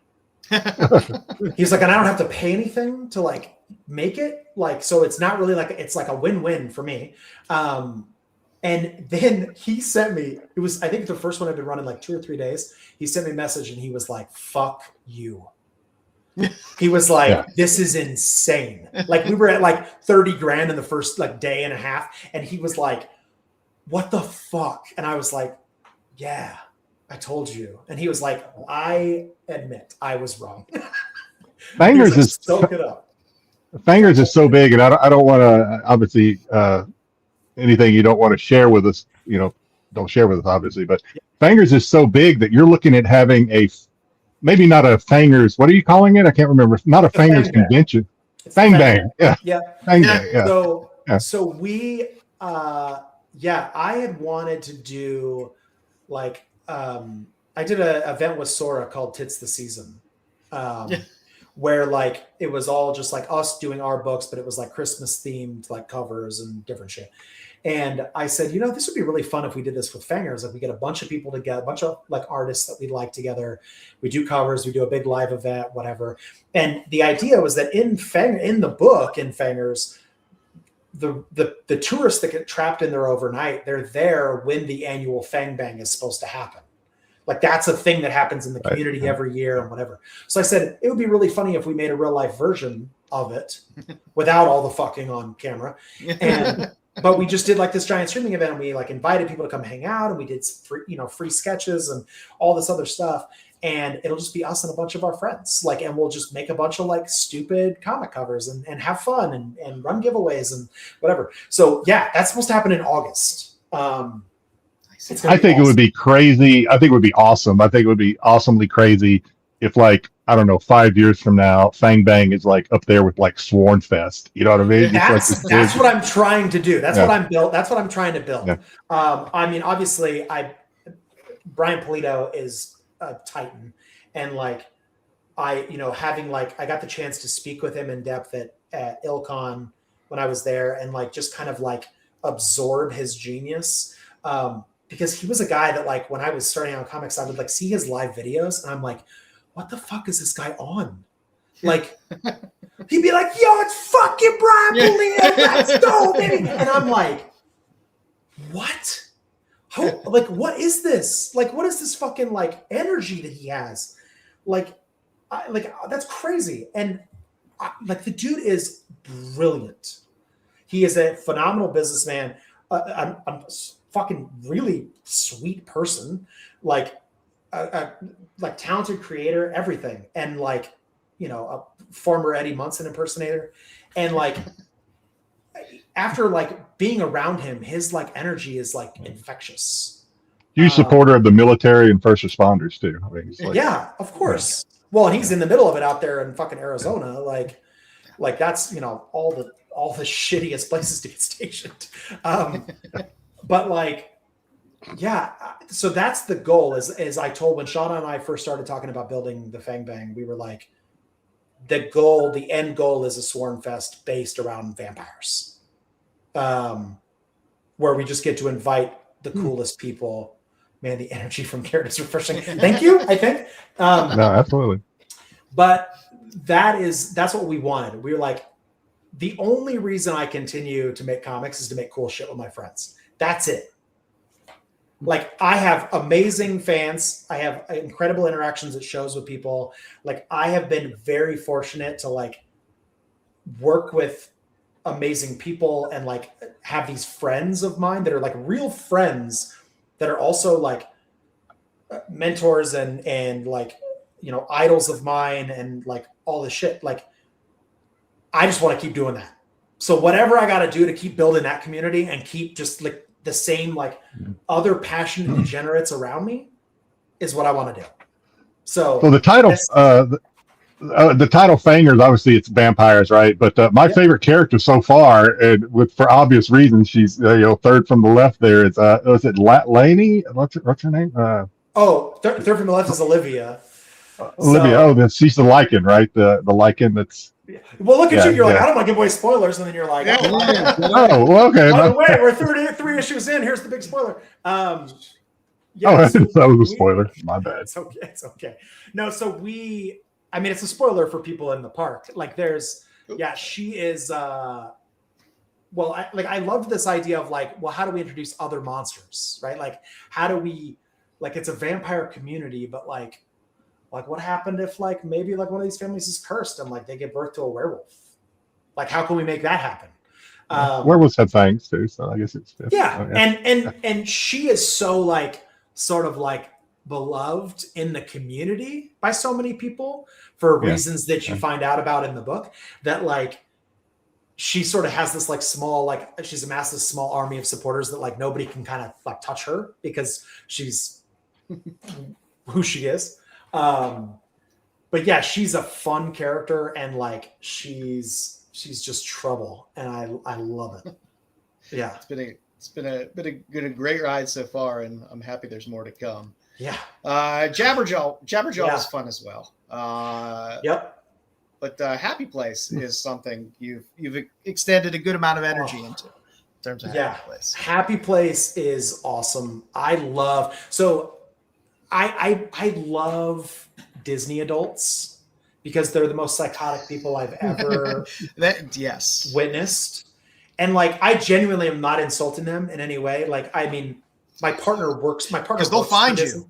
Well, Shauna works for Disney. Like she's a contractor, but she helps build Disney cruise ships. And like, so I get exposed to a lot of those people constantly. And we have friends now, mutual friends who like, you know, that I've met through her that are like such amazing people that are that same way. They're fucking like they work at Disney. When they're off work, they go to Disney World. And I'm like, how the fuck are you around this all the time and you still get so excited? And like, Shauna used to do characters for Disney. Like that's how she started out, right? She was a character in the park. And I will sit there, and it genuinely is like one of the times I love her most in the world is like when I get her talking about experiences she's had as a character, of like the ability to bring this level of joy to people that like have suspended the disbelief of like, this is a person behind a mask, right? Like this is Chip and Dale. And like Chip and Dale are my favorite, and this brings me so much joy. And like, it's the same reason she works on these cruise ships and builds these, you know, theatrical shows that are incredible, is that like she gets to bring that level of joy to people. And when I wrote that book, there's in the credits page, it says edited and dreaded by Shauna. Because I told her, I said, now imagine that same mentality for someone who doesn't have good motivation. So like, how can I tell that story? How can I tell, like, how can happiness be weaponized? And that's how Happy Place was sort of born. And also Happy Place was born out of, what's funny is Happy Place is originally an issue of Cleaver County. When I lost Cleaver County because it was with Source Point, I had a script that I had never turned in that was for Cleaver County. And I took that and I made that Happy Place as a one-shot. And makes sense since you didn't have the rights to Cleaver County at the time. Yeah. And so I was like, well, this is fine. I won't get to touch Cleaver County again. So this is me that sort of getting to like restart this sort of like horror universe in this like cursed place. And I'm going to start with this one shot about this amusement park. And if you look at the original sketches I have of Cleaver County in my notebook, it's got like, there's like a cabin place and there's a lighthouse and there's Bridgewater, the town, and there's all these Port Harlow. And then there's an amusement park. And it just all it has on the amusement park is there's a Ferris wheel and different stuff. And there's just Hugo's smiling face, like over the thing. Because that was all I knew about it, was that I wanted to make this Hugo Hops Along character. He was going to be this mascot, and all the mascots in the park were just scary, just fucked up, crazy things. And so Happy Place is just about these college kids who come back to their hometown, like for summer vacation, and the town that was once sort of like dilapidated and falling apart has now been like reinvigorated by like all this capital that's come into it from an amusement park that's opened there. And the town is wealthy now and everyone's happy, like a little too happy. Everyone's obsessed with the park. Everybody talks about the park. Everyone goes to the park all the time. The Happy Place is like everyone's life. But there's something wrong with this park and like why it makes people so happy. So it's fucked up. And there is, it's also the only time I've ever gotten to write a scene where someone got beat to death with their own dick, which I thought was really funny. I hate it when that happens. Shauna hated it. She was like, Shauna is also a huge horror nerd. And I gave her the script and I said, look, I want you to read this. It's like the first like real thing she had like read of mine. And she was reading it. And she's like, she had got about 3/4 of the way through it. And I'm like, what do you think? And she was like, I really like this. She was like, this is really good. And then she got like 6 more pages. She's like, she put it down and she was like, what the fuck is this? And I was like, what do you mean? And she was like, I think it's pretty self-explanatory. Gets killed with his own dick. And I was like, yeah, isn't that awesome? She was like, I don't think that's how dicks work. And I'm like, it could though. Why not? And now it's the comment I get. Most people are like, that have read it will be like, that one scene, dope. It's so ridiculous. Yeah, I love it. Good stuff. And coming up to your coming soons, launching soons for Kickstarter. So you got Giant Killer Jack, which is your Miss Fables universe. I'm just gonna go to the next one because I got a couple covers there as well. Yeah. So Giant Killer Jack at the end of Little Red Ronin, we had sort of always known we wanted to continue the story of Little Red Ronin on, but we weren't sure what Red's part in that story was going to be. And so in the book, Red had found this book that we had just in our group had been jokingly calling the Miss Fables book. And it was like just all these fucked up fairy tales of like all these just like misfortunate adventures of all these fairy tale characters. And I said, why don't we at the end of the book, why don't we just have her open up the book and it's like another character that like maybe it'll be the next one. And I said, it should be Jack and the Beanstalk, but like let's make him a little more edgy. Like he's not Giant Killer Jack, he's Giant Killa, because like Kit's also British, right? And so like anytime you hear Kit talk about anything, like it's really funny. And it just so happened that Jack and the Beanstalk is a Cornish fairy tale. And Cornwall is where Kit grew up. So so I was like, oh, that's funny. We're gonna make Giant Killer Jack like sort of like a Billy Butcher character, like over the top, like ridiculous, profane, violent, like just sort of scumbag. The old fable of like, oh, he gets the golden goose and he gets all this power and whatever, but like that shit's forever. And now he's hundreds of years later, he's had these power gauntlets and he's had, Bruce the Goose, his golden goose, who like at this point is just like annoys him. It's kind of like a Groot character. All he says is honk, but like Jack can understand him. And so you just have this guy who's like in the mountains. He's killed every giant and he's just unraveling mentally because his only friend is a goose and he just has to live forever in nothingness. And that's where this book came from, was just like Jack's like next story. He finds out that the people of Cornwall have like, they're trying to sort of summon this like ancient god. And he's got to like try to stop it. He's got to try to stop this giant from coming back from the dead. The art that Kit has done in this book is insane. I'm really looking forward to it. It has been years in the making, and it's just nice to be able to like, this is another thing of like, I get to come back to a thing that I thought was dead and like finish telling a story that like, I didn't think I was going to get to tell. So that is nice. And just as a heads up, the QR codes on all these will take you to the coming soon launch page on Kickstarter. So you can click the notify for March 10th. March 10th, we go live. March 10th. And Giant Killer Jack isn't the only thing you got cooking out there too. Talk to us a little bit about Saturday Morning Showdown.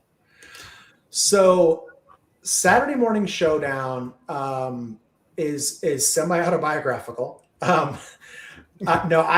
So when I was at SourcePoint, like one of the complaints that I had for years and one of the complaints I heard from people for years was that because like we constantly had to make new content, SourcePoint would put out these ash cans. They wanted me to like write stories and they would put out these ash cans constantly. And it was always a new story. And people I did notice that there are a lot of SourcePoint ash cans out there. And I was like, so many.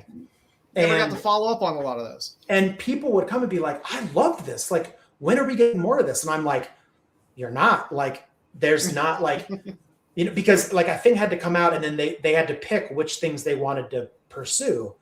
Yeah. And really it was like the ash can program was like a focus group. Good Boy started as an ash can, blew up, and they were like, we got to make it. Little Red Ronin started as an ash can, blew up, knew we had to make it. Like, but there were so many other things that resonated with people and that people were fans of that like never got that. And I was like, man, I got to find a way to like, because anytime I write a thing, whether it's just going to be an ash can, whether it's whatever, I put so much effort and thought into characters and backstories and futures and whatever. And then I'm cursed with like holding all of it in my brain. Yeah. I was like, it has to be hard to do one issue and then have to be told you have to turn it off. And then recreate, go back to the drawing board, do it all over again. And I've got to come up with a thing where I can bring all of these characters back to one thing. And when I was a kid, the true part of the book is that my dad worked all the time when I was a kid. The only memory I have of my dad as a kid is watching cartoons on Saturday morning. That's it. And so in this story, Robbie's, the main character, Robbie, and his fiance are going to clean out, his dad has passed away and they're going to clean out his storage unit. And, you know, he sort of has this like hard relationship with his father, and they were sort of like estranged, and he just kind of has all this like resentment towards him.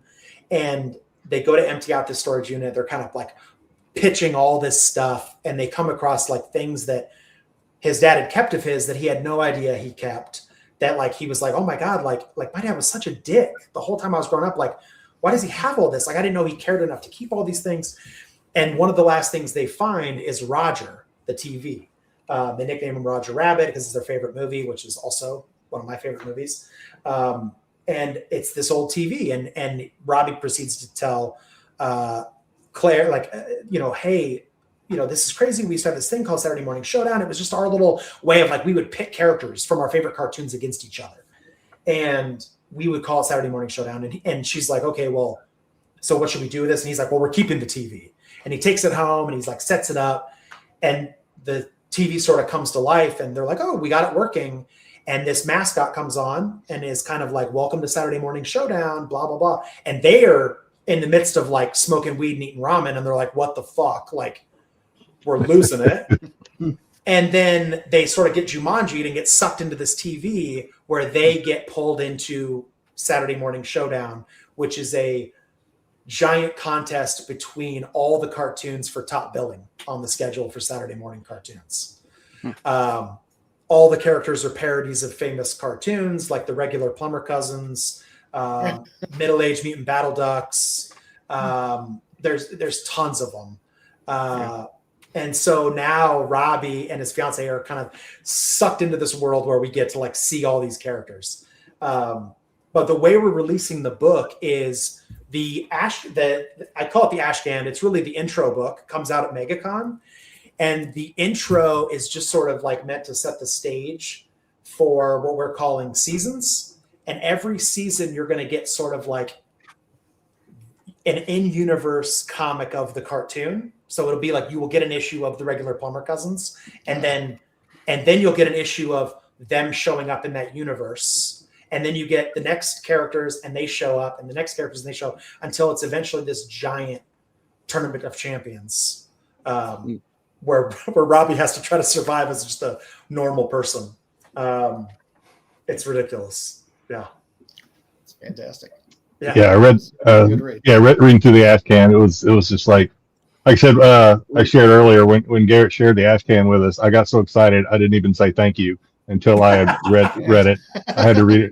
I was like, you must just not like it. He was like, he scrolled right past that shit. It was like, nope, whatever that is, no thanks. Yeah. No, it was definitely good. It was definitely good. So there's 4 titles, Chaos Engine, which is my brand. There's 4 titles that we're going to be making every year. Saturday Morning Showdown, The Miss Fables, Cleaver County, and Fangers. All the books we make are going to exist in those 4 titles. Are you going to be putting these out through Kickstarter and then also through Chaos Engine after Kickstarter? Yeah, so we primarily use crowdfunding because to me, crowdfunding is the best way. Kickstarter used to be like, I have an idea and I can't afford to make it, so like, please help me make my dreams come true. And what it's turned into is a pre-order platform, right? Like, and through years of, I've done traditional distribution, I've done, direct market, all of that. The connection that you're able to make with your actual fans, your actual customers, by directly connecting with them through like something like Kickstarter or Patreon or whatnot, is so authentic and genuine and like real that like it's something you never get with comic shops. Like, and I have friends who have incredible comic shops, and I love comic shops. but as an indie creator, it's almost impossible to make. There is an Inspector Gadget one, by the way. The chat's throwing you all kind of recommendations right now. Oh, there's so many, bro. You never get that connection. And at a certain point, you know, like I learned of like, man, you can sell so many units of a book and still like not know any single person that supported you and bought this book. Like, because there's a disconnect between you and the fans. And so like, I just was like, you know what, fuck that. Like, I'm going to release everything through Kickstarter first. And then after that, if you want to read my books, you can see me at a convention, or you can go on Whatnot, or you can go join my Patreon. That's it. Like, if you care enough, if you like my stuff, stick around. I'll give you endless bullshit to read. And if you don't, no hard feelings. Like, that's a good method. We've been big fans of Kickstarter. I mean, I find myself far more willing to go back to people that I've interacted with on Kickstarter that have had campaigns, that gone back and forth with stuff like that. And there is a far more personal transaction, I feel, when you're doing Kickstarter. What surprises me is I will get people that will ask a question like on the Kickstarter, and I will reply, and they'll go, Garrett, I didn't know Garrett was going to reply to my like thing. And I'm like, yeah, who do you think's fucking packaging all these books? Well, they're so used to a big machine. That's my point. That's my point. Is it's like, I'm like, you know, and people will send messages like, you know, I just really want to say thank you for taking the time to like, you know, to message me back. And I'm like, you have to thank me for replying to you, a person who is supporting my career. Like, how many dickhead comic creators have you met? Like that's fucked up. Like, you should want to spend time with your fans. You should want to like, you know, talk to these people, to like spend time with these people. Like, I've had people who were like they'll come to a convention, we get to talking for whatever, and then I'm like, yo, we're gonna go to like this place afterwards if you want to come hang out. And they're like, really? Is that okay? Like, whatever. I'm like, yeah, why? You know, I'm a fucking person, right? Like, I'm just a dude who just happens to make up stupid ideas in comic book form. Like, I still like to drink and have fun. Like, you can come hang out with us. Like I said, I love Kickstarter. I like Kickstarter as well, just because I don't know. I just feel you can support the people you want to support more. Yeah. Directly. And you know, we like Garrett Gunn. We want more Garrett Gunn, so we're going to support Garrett Gunn. You know, whereas it's like, I like Garrett Gunn's books on SourcePoint. I'm one person. I buy them, but you know, who knows what the LCSs are buying, how many they're buying, whatever they're buying. And like you said, you're putting out all these tons of ash cans that you were putting serious effort into having to come up with a new story. You never knew it was going to get grabbed. And, you know, it's nice to be able to support somebody and let them push out their vision. Yeah, I don't understand. And listen, like I said, I love comic shops. I grew up in comic shops, and like, it 100% is not the comic shop's fault in any way. Like, comic shops have been squeezed so tight for pennies on the dollar that like, how can I possibly expect to get a substantial amount of shelf space, like next to like Batman? Yeah, like that shop knows 17 print runs of Absolute Batman. That shop knows if they carry Batman, people are going to buy it 100%. They've got customers that are 100% going to buy everything Batman that comes in. And instead of giving that spot to Batman to be like, well, you know, this guy seems like a real, you know, straight shooter, we should maybe put his book up that maybe no one gives a fuck about. I never take, there's people I know that take it so personal. And I'm like, take a business class, dog. Like, you can't give space to a thing that doesn't sell. And if everyone's buying Marvel and DC or Image, whatever, of course they're getting the shelf space. Like, that's not them being like, well, we don't like you, we don't like your work, we don't whatever. That is them being like, I have to stock Batman or I don't pay my rent. Yeah, I have to be able to afford food. Yeah. So like, I will, like, what's funny is I just got done making them. I actually made retailer packs for Fangers where I was like, you know what? Like, I don't expect comic shops to buy my books. but I do want my books to get into shops. So what I'm going to do is I printed like 2,000 copies of Fangers #1 of like this different cover. And I put 4 of them in a pack with a retailer, like 1 per bag thank you pack, or 1 per store thank you variant. Put them in this pack. And what I'm doing is just, I'm telling retailers, if you're at a show that I'm at, come to my table. I got free books for you. Take them. Like I'll put labels on them and ship them to comic shops randomly. Like, and they get them and they don't have any idea what they are. But I'm like, I have a little note in there. I'm like, hey, like this is me. Like I don't expect shelf space, but like if you want to give these to, you know, 4 of your customers, like that would be dope. Like, thanks. That's it. I don't expect anything out of that. But like every once in a while, I get someone who's like, yo, I was in my LCS and they gave me this fucking book. And like, this is wild. Where can I get the second issue? And I'm like, bro, check out Kickstarter, check out this, boom, boom, boom, boom. Next thing I know, that person's buying every single thing I made for a $7 investment for me to ship a thing to a comic shop. Like, people, comic creators are so narrow-minded. Like they're so focused on like what's happening right here that like they won't take risks. They won't do things if it doesn't immediately like return to them. And I'm like, that's wild, dude. Like, you got to think bigger than that. Like, you're never going to get discovered by anybody new if you keep shouting at the same 12 people. Yeah. Like, that's it. Bro, that's okay. Not #1, that's unwarranted, but thank you. That's a huge compliment to me. As a longtime shellhead, thank you. I just recently got to meet Kevin Eastman for the first time, and like Shauna took me. I'd never met him. Shauna took me. She like went and bought a blank sketch cover, like an Ninja Turtle sketch cover.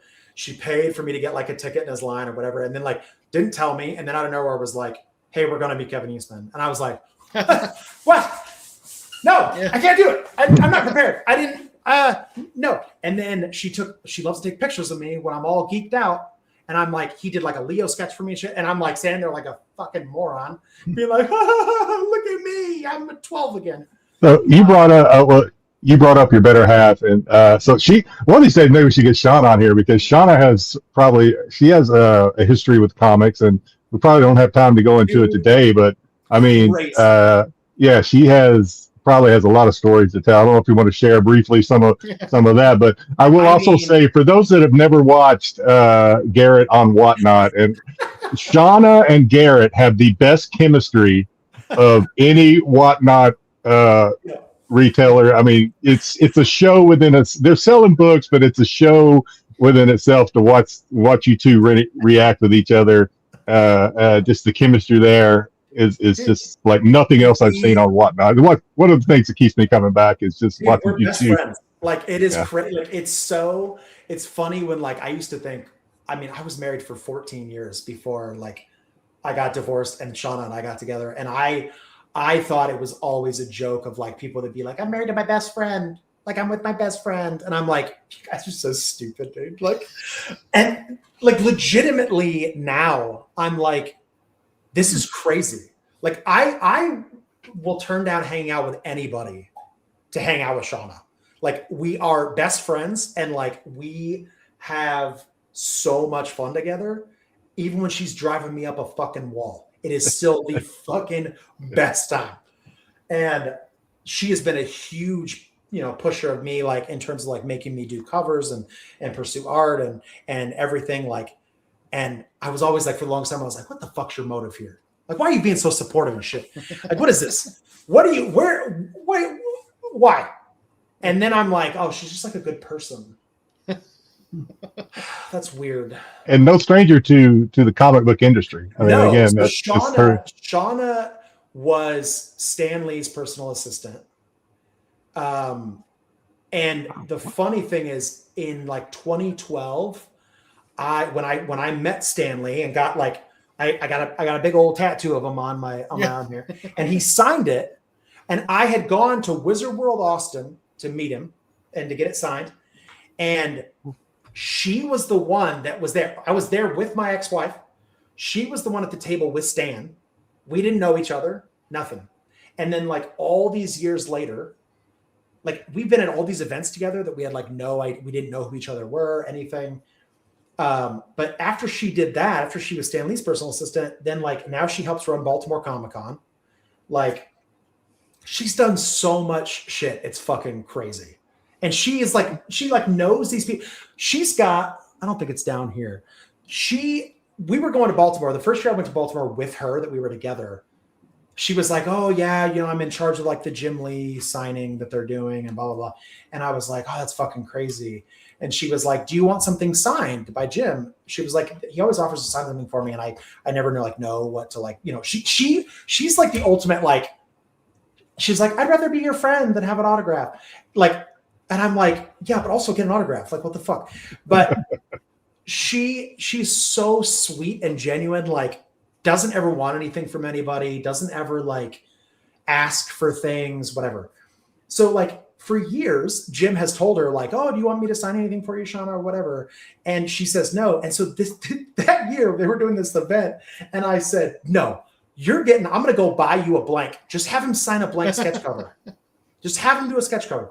And so I went and got her an X-Men blank and she takes it into the thing, like not thinking about it. And then after the thing, she's like, Jim's like, I don't know why I asked. Like, do you want me to sign it, whatever? And she was like, actually, and she pulls out this X-Men blank. She's like, will you sign this? And then he proceeds to do a Savage Rogue sketch for her on this thing and sign it. And she gets everything personalized to her because she doesn't sell anything. Everything's a memory. So like, it's like to Shauna, blah, blah, blah, Jim, and like, and it's this fucking insane sketch cover. So she takes the book after he sketches it. She's like, oh my God, you're so sweet, blah, blah, blah. And she goes to shove it in her backpack. And our friend Brittany, who runs CGC Signature Series, is like, what the fuck? No. She's like, we're slabbing this right now. And Shauna's like, well, I don't really care about it. She's like, Shauna, we're fucking slapping it. I'll pay for it myself. Like, you're not walking out of here with this fucking like raw sketch. Stuck in your backpack. And there was people like she had to bring it to the booth to me to like hang on to the rest of the show because she was working. There was people at the booth looking at it like that didn't care that it was personalized. They're like, I'll give you $2,500 for that right now. And I'm like, not a fucking chance. Shauna will kill me. And she just like puts it up in the house. She's like, oh, like Lanil Yu did a fucking She-Hulk sketch for her on a blank and whatever. Like she's got all these things. She's got all these like signatures with like celebrities and all of this shit. And it's all like, I had a guy, the craziest thing where as like we were moving her stuff and she was like, oh, this is like my most prized possession. And she had Stan Lee has only thrown out the ball at a baseball game one time. And it was at the Texas Rangers game. And it was Stan Lee, Todd McFarlane were both there. And Shauna was their assistant. And so fucking Stan throws the first pitch at the Texas Rangers game. They give the ball to Stan. Stan gives the ball to Shauna. And then Todd signs the ball. And she puts it in the case. And then Stan takes his ticket to the game and signs it to Shauna and gives it to her. And she's got framed in a case a game-thrown ball by Stan Lee and his signed ticket to the game. And I was like, what the fuck, dude? There was a guy, I jokingly like told somebody about it at a show. I was a guest at a Beckett booth and we were talking about like the coolest collectibles. And I told them about this. The guy at the show was like this insane collector. He was like, how much money would she want for it? I was like, I guarantee you she will not sell it. Doesn't matter what fucking amount of money. And he was like, I'll give her 10 grand. And I was like, she does not care. And he was like 20 grand. And I was like, no, I'm not telling you no, like I wouldn't take the money because I could really use 20 grand, but like not a fucking chance. And he told me, he was like, he gave me his name and number. He was like, if she ever will sell it, he's like, I'd probably double that number. And I said, that's dope. I'm really happy for you, but she'll tell you to go fuck yourself. Like it won't matter. And to this day, she was like, I won't, no way. Like one of the things, oh, go ahead. Sorry. No, That's Shauna. She is awesome on there. Again, the chemistry is like nothing else you're going to see between you two. But I will say, and one of the things I'm bringing some of this stuff because I really want our viewers to, get to know Garrett, not just the writer, but also Garrett's personality, as if that's like not obvious to everybody already. But I would say Shauna is your biggest fan, but there's one other person that has never made an appearance on your stream, but is always there. And you know what I'm talking about? Probably. Who? Your mom. Oh. My mom, yes. Your mom is always there, like wanting to bid up stuff when you're trying. My mom, what's so funny about my mom is that, like, I will tell her, like, you can't bid on stuff because people will, like, they know you're my mom. And so they will assume you're like shill bidding, right? To try to like inflate prices and shit. And legitimately, my mom just wants the things because I don't give my parents anything. Because my dad used to come over, like we have like our office where we like pack everything and we get books in and all that. My dad's got the stickiest fingers ever. He will come in and he'll be like, oh, what's that? I haven't seen that before. I'm like, oh, what's this? And he'll be like, oh, that's cool. And he'll take a thing that's like a 1 of 1. And I'm like, where is that fucking book? And then I go to my parents' house and it's like up.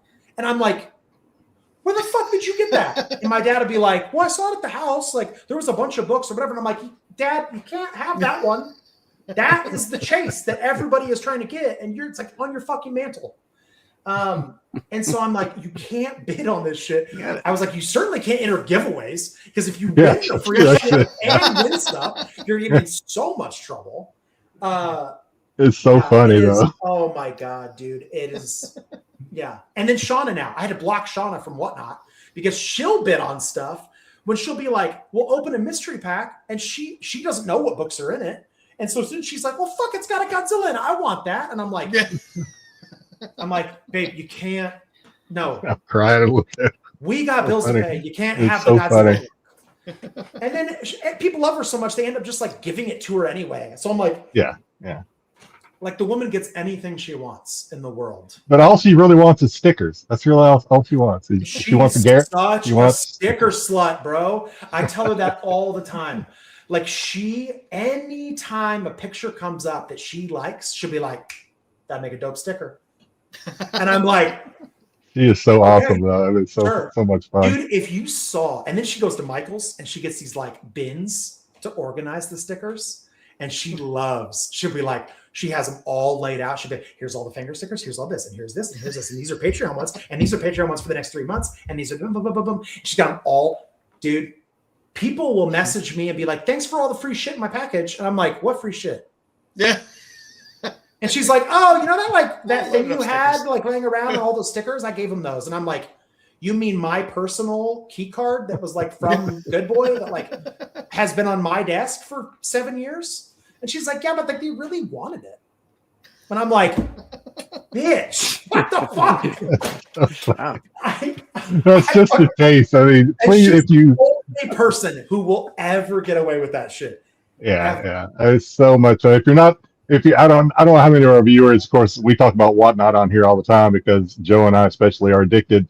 But if you're not following Garrett and it's some writer guy on Whatnot, and you just it's just so much fun. Don't have to buy anything. Just go there. I mean, sure, I'm sure Garrett would say no, buy stuff, but just go there and watch those two. It's just so much fun. Thanks, Tyson. She is a real grab. It's crazy. Like I had a crazy post-divorce glow up, bro. It was insane. Yeah. Nice. Yeah. Also coming soon, we're getting some more Cleaver County. Yep. And I have seen the Shubina cover for it, bro. Yeah. Sveta's cover for it. I have quite a Sveta collection. Dude, so. we got Sveta and Suspiria on it, and then we've got I got Brian Belondo, who drew Happy Place, did a Magnola style cover for it. Nice. And then we've got, who's the other bit? We've got another huge person. Oh, I got this new guy that like, I don't think he's new. He's new to me. Didn't know any of his stuff. His name is Mark Laszlo. I'm obsessed with him. His fucking art is insane. Like, if you've never seen his stuff, you should check it out. He has his own creator-owned book called Love Doll Man, where this guy wears a sex doll suit to like commit crimes. It's so fucking funny, and his art is so weird. It's incredible. You should check it out. His stuff is insane. His name is one of the other reasons. It's one of the other reasons I love Kickstarters. Yes, because you get a lot of the artists that are up and comers who are amazing talents. Yeah, that you're like, who the fuck is this person? Yeah. Like, what is this thing? Like, this looks insane. Like, I backed things just to be able to say to them when I try to commission them, like, well, I bought your book, so you know, like, I'm not bullshitting you. I like your stuff. Like, I'm backer or whatever. Please do cover art for me. But yeah, there's some crazy covers for this next issue. It's just going to continue to get more insane. I think we might have a Bisley cover on number 4. Ooh. Supposedly he's going to do it. And I'm trying to get another Sienkiewicz. I would love, this time it's my money though, so it's a little bit harder. But I would love to get a Sienkiewicz cover on it too. So. He's been doing a lot of more indie stuff lately, and well, I'm hoping because now he's done a cover or two for me that I'm like, Bill, what up? Come on, man, pretty please, with a cherry on top and shit. Yeah, would be absolute badass. Yeah. And you also have some more Good Boy coming. Yeah, so the volume 4 of Good Boy, which is the last volume, sad face. Is sadly I have to license Good Boy from Source Point still. They still own it. And so I was bummed that I didn't get to tell the ending of the newest volume that we'd been doing. So I signed a licensing agreement with them to like continue doing the book. And so we're going to do, we're putting out the last 2 issues of volume 4 so that we can finally like have some closure to this thing. But yeah, that's gonna be out in summer. Nice. And we got an amazing Oshred cover. Oshred's another one that has a cover for Cleaver 3. She's amazing. And the great thing about all these is most of them are catch-ups as well. Yes. So if you haven't caught the first 2 of Cleaver County, you can do a little catch-up. So we do a thing at Chaos Engine. We do a thing called the Legacy Edition. So because we don't want to dilute the rarity of original print runs for the people that back the Kickstarters initially, after the initial Kickstarter run is done and those people get their books, we will continue making the book, but we label it as a Legacy Edition and the title changes. So like for Fangers, you can tell a first print Fangers book because it has a red logo at the top. If it has a different color Fangers logo, it's a Legacy Edition. So like it's not an original printing, but it allows people to. Which is good to know because part of buying and funding Kickstarters is that bit of rarity that you get. Yeah, well, and so many people just continue to then just print something into the ground, and I'm like, dude, you want the people that supported you early on to have something special, right? Like I understand the need to I want people to be able to read Cleaver 1 and 2 and whatever. So we have to keep making them, but you need to find a way to make those books special so that those people have something special. Which is nice because there are people that do not ascribe to that method there. Oh, yeah. And it does dilute it quite a bit. But, for sure. But it's definitely fun to be able to catch up if you're coming in on issue 2 to be able to at least go back and be able to pick up an issue 1, read it. Yeah, follow the story. Definitely. We're going to be getting some more Fangers. Look at that Ickpot cover, bro. That Ickpot cover and Q Young and the Young cover is pretty damn nice too. It's also the first Fangers main cover that has a dude on it, and I love it. Yeah, what's up with that, bro? Let me tell you something. So this guy, it's not really a spoiler, but. This guy, he's called the Bat King. He's like Slash or Ozzy Osbourne, whatever. He was a rock star turned vampire. he is the ex-husband of the Pain Queen, who's the character you see in the other covers. They were married back in the 1800s when he I thought he looked familiar. Yeah. But he makes his debut in this issue, and he is fucking awesome. He's awesome. He's jacked. Dude, he's nuts. Like, wait till you see the way he's drawn. He looks like a fucking hipster Ozzy Osbourne. It's his beard even has fangs. It's awesome as fuck. He's got this beard, and it's like Daniel drew it in a way where like it looks like it's also fangs. It's crazy. I can't wait. I can do that sometimes. Yeah, you just twist it. Yeah. Oh yeah. But yeah, that'll be great. As So well. that's this launches this coming Tuesday. Actually. This coming Tuesday. Yeah. That's gonna be Yes. So yeah. well, I had to schedule all my social media posts in advance Oh. because I'll be on a fucking plane to Japan. While we're still on, while we came back to Fangers, I thought I missed my opportunity. So I picked this up on your stream. This is a Garrett Gunn original. Now I thought you said this was going to be a cover, but I don't remember what it's.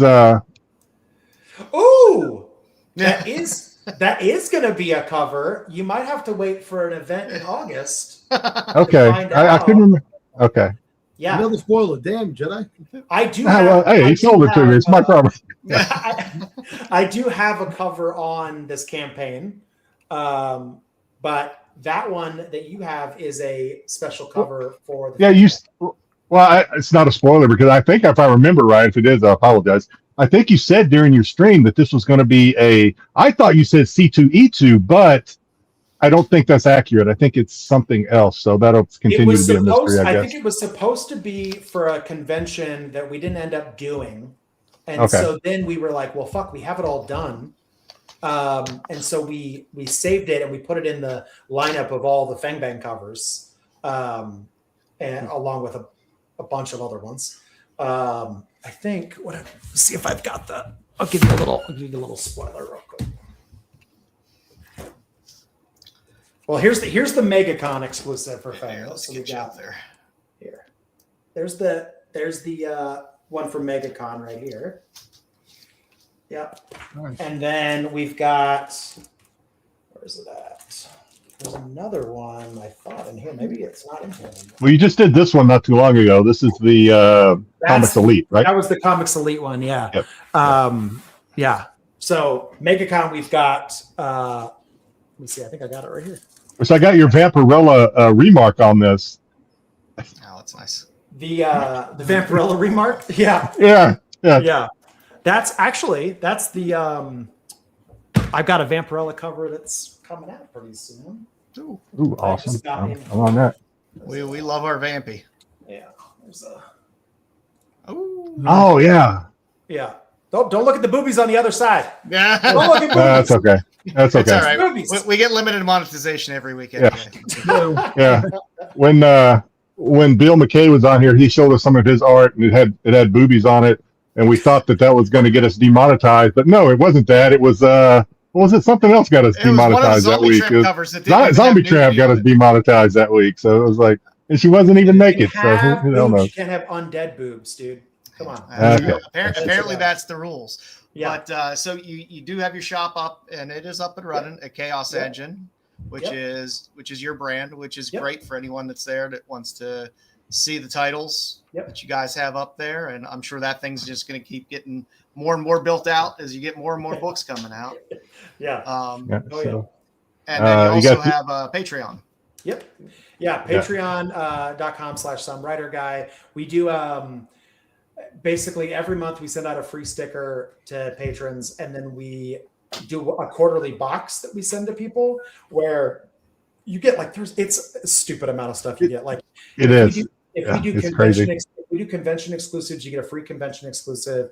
You get we do a box collection thing where like we do these embossed numbered medals that we only print enough for however many patrons there are. So you get a variant that's a 3D medal that's only for patrons. You get anytime, like now that Shauna's involved too, she just finds shit. She'll be like we did. Stuff in. Spoiler, don't tell anybody, Jedi. But the Saturday Morning Showdown. I'll try.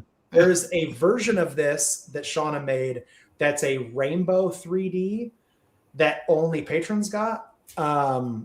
Because she's like, hey, you should just make a special version for them. And I was like, okay. If you go to his Patreon, the different tier levels, it's like Nuts. it's insane. And if you've been watching, you kind of get the gist that a lot of, Garrett just wants to make the fans happy. You don't give a shit about. I mean, it's like it just wants to make you happy. Everything else is secondary. His tier, you get some really great stuff. He's been after me on a stream to like sign up for his Patreon. He hasn't done it yet. I've had too much fun on your stream. What's funny is it's so funny to me that like I will tell people, there's people that come to the shows like every week and they buy all these things and I go, you know that if you just subscribe to Patreon, you would have gotten all this for free. Like you would have you spent 4 times as much money I'm addicted. And then those people are like, okay, fine, and they sign up for Patreon and they still come buy stuff. Yeah. I'm afraid that'll be this guy. That's what I'm afraid of. Yeah. Some people just sign up because like I give 40% off original art to patrons. So like, people like Postmaster who like he buys a ton of my original art. Like he'll be like, oh, that Transformers cover was $1,000. It was actually 600. Like, he goes hard. Postmaster goes hard in those in your stream. He's a big time fan. Yeah, he's amazing. Yeah. So is that the last slide? So Garrett has been more than generous with his time because I know he's got a busy day tomorrow, and then he's got some packing to do because he's heading to Japan. But we are, if he can spare like maybe 20 more minutes,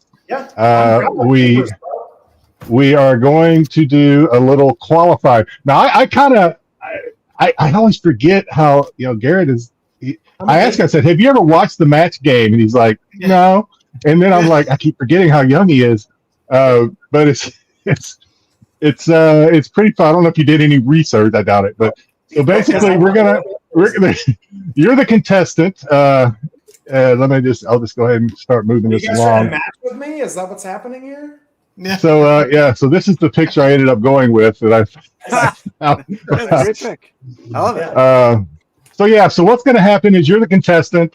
There's going to be some fill in the blank type questions, and I think oddly enough, ironically enough, the one guest that we've had on board, and we've done this game with Mark Spears, we did it with Bill McKay, and they've all seen the original match game, but I think the one person that may have the match game spirit the most is the person that has never seen it, and that's Garrett Gunn, because of just his personality. I think he's going to get it.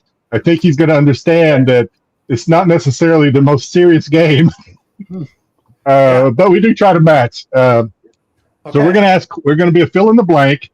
We're all going to write down what we think Garrett's answer is going to be. And then whoever matches or gets close, Joe is the official scorekeeper because he's the only one of us that can be trusted. And that's true. So he will decide if anybody. No, Styx, Tom is. But anyway,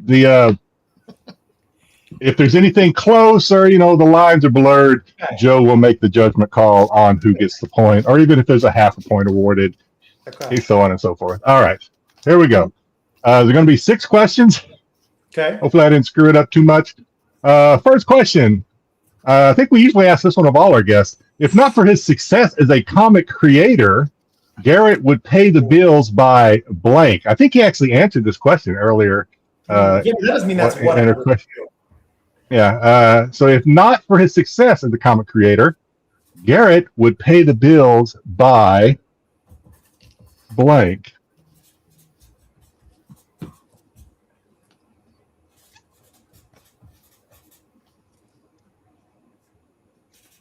You get to see how atrocious my spelling is.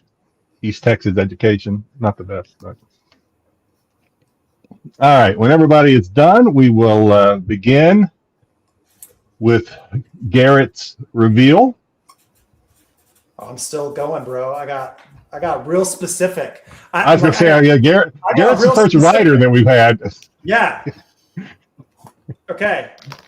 So do I show my answer first? You show your answer first. Okay. You ready? Yes, sir. It would be that I would have an OnlyFans, but just where I get to eat naked while trying to hold on to a mechanical bull. That My is pretty God. specific. That is very Very specific. specific. You're welcome, bro. It's, I knew Garrett was going to understand the spirit of this game. I knew it. I knew he would understand the spirit. Unfortunately, I think that's a niche. I think it's a niche there that's been untapped. if anybody gets that one, they automatically win. That's all I got. If anybody knows that one, Joe, what did you say? Career military. I said, because I know what a sweetheart your wife is. I would say being an extra supportive house husband. Bro. Okay, can I change my answer? Bro, have you guys seen because I know you don't want to work for anybody else. Yeah. Have we seen what? You guys seen Horrible Bosses? Yes. You know how he's like, Charlie Day is like, I've always wanted to be a husband. Like that's I love that shit, bro. I'll do the dishes, I'll do laundry, bro. Hell yeah. Well, one of the questions I didn't get around to asking it because I did want to ask you because Shauna is, like I said, she's on a ship heading towards Japan, where you'll be meeting her. But I was going to ask, did she leave you any sort of honeydew list while she's gone? It was, you know what it was? Feed yourself and don't die. Like, and don't forget to do follower gibbies. When she's gone, I turn into a 12-year-old. Like I eat just cereal and like I watch cartoons and eat cereal and then just jerk off. Like that's the three. And so she's the simple like, life of a man. She's like, gotta have some exercise. Please. She's like, don't die. Just eat something other than cereal. Eat something with a fucking protein in it. So I'm like, that's fine. Don't burn down the house and Nice. What do you got, Styx? So I kind of went with the whole giveaway stuff. So I said you'd probably be doing just freebies and not making any money. That's what I do now. That's a great. I was gonna. Well, I think if you went with your number 2 answer, I'd at least get a half a point. Not only did I knew you were in the Army. I didn't know you had planned on being a lifer until we had talked about earlier. I said you would be an Army recruiter. Bro, I would. You want to good recruiter, bro? I think you would be too. I think you'd be an awesome good recruiter. I think you would be. I would be like telling them shit that isn't real all the time. But then you'd be stuck in some strip mall, horrible strip mall rental all day. My dad was 101st Airborne, like infantry, was in Hamburger Hill, like bad motherfucker. And when I went to basic training, he was like, they are gonna beat the fuck out of you. And I was like, what? They can't do that. And he's like, they are gonna pull you in the woods and fuck you up. And I was like, damn. Oh my God. And then I got there and they like all they could do was like make you do push-ups. And I was like, what the fuck? I was so worried about getting shit out of me. It's a little different now. Joe, sorry, go ahead, Dom. Are you going to get a point, Dom? No, so listen. Did you have OnlyFans? What happened? Did you have OnlyFans? OnlyFans? No, I didn't have OnlyFans, but I had a public speaker, but you can be public speaker in the nude. You know what I'm saying? It could, I mean, go either way. You gotta be publicly speaking to be, a personality. Eat at the same time. Yeah, yes. I mean, it's not necessarily what they're paying for, but you could do a little dialogue. Yeah, sure. Yeah. Sitting there reading the Sunday news. I mean, so now, what happens now? Now do I get to pick who had the best answer? Nobody gets a point. Nobody gets a point. Nobody gets a point because we didn't match. So now we oftentimes I get to give like honorary points. Oftentimes the final score is 0. I want to be a trophy husband. All right. All right. Next question. Garrett has a reputation of creating original horror plots and characters. His next might be the most terrifying yet. A convention fan who smells like blank. Oh. He has a reputation of creating original horror plots and characters, but his next one might be the most terrifying. Convention fan who smells like blank. Oh my God, there's so many but now see, I got all these funny answers, but now I don't want to do them because I'm worried that it'll be way too wild. Okay.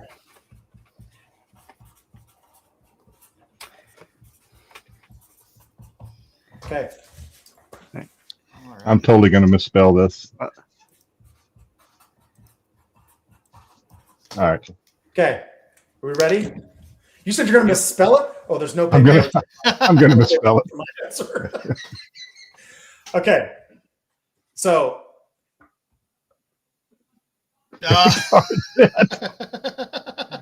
Piss. Oh, yeah. Oh, I almost went with piss. I almost went with piss, This but is I kind didn't. of a given. That's kind of the Yeah. and the standard odor. I mean, it's their own piss, but yeah, it's fine. I was torn between piss and pickle juice, and but I went with something different. I went with Funyuns. I don't know. I don't know. I mean, that's kind of piss, isn't it? Yeah. It does smell a It little kind of smells pissy. like piss. hardened piss, I guess. Yeah. A little pissy. Sticks, what you got? I thought it was going to be a little more. I don't know. I went. They smell like Satan's scrotum. Satan's scrotum. There you go. I think you got your next. You got your next idea right there, Garrett. Definitely a distinct aroma. God. Yeah. That's ain't nice. I told Sydney you. Sweeney. Oh, bro, if it smelled like Sydney Sweeney, that's a. All right, there you go. You got a lot of chips. I was kind of. Cheetos. What you got? I was thinking here, Night of the Living BO. You know what I'm saying? There you go. Yeah. Pretty bad. I almost went with chocolate starfish and hot dog flavored water. Oh, I went with a Taco Bell Crunchwrap Supreme. oh damn. Some of them look like Taco Bell Crunchwrap Supremes. Yes.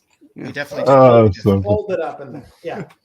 all right. So still no points on the board. It may be the final score may be 0. Here's the problem. You went the other extreme. Mark and Bill are like, we don't know, and I'm like, here's fucking outlandish shit you'll never guess. Sticks with the bomb. Yeah, Sticks. Yeah, that was Satan's scrotum. I think. Don't be surprised, Sticks, if we don't see a Kickstarter coming out pretty soon. That's a title. There you go. Yeah. I'm getting titles stuck in my head. Yeah. I get Next copyright, question. Garrett loves conventions and Garrett loves conventions and meeting the fans, but admits it can get scary, especially when they bring him their blank to sign. Oh boy, are we basing this in real life or? It can, yeah, it can. I'm trying to think what. I know you mentioned earlier that people love the Death by Wiener, and Yep. there is. I also have the Dracula in Fangers. But I hope nobody ever brings you one of those to sign. That would be. Yeah, you didn't get to talk about Dracula's huge dick. We did. That was. I thought that was funny that you had mentioned when I brought it up before in one of the streams that you said the first rendering wasn't big enough. And you said I was like, look, there's gotta be a fucking scarf on this person. Like, he's the OG vampire. He's got to have a fucking dinger, dude. Okay. All right, let me think. Bring him there. I haven't got my answer yet. Hang on a second. I'll actually guess we'll go with Garrett first here. Ready? We'll swoop through. No, I'm not. I'm not ready. I'm having a writer's block. Something Garrett knows nothing about. We'll hang move on all a the way second. through, Jedi. We'll throw you in as like.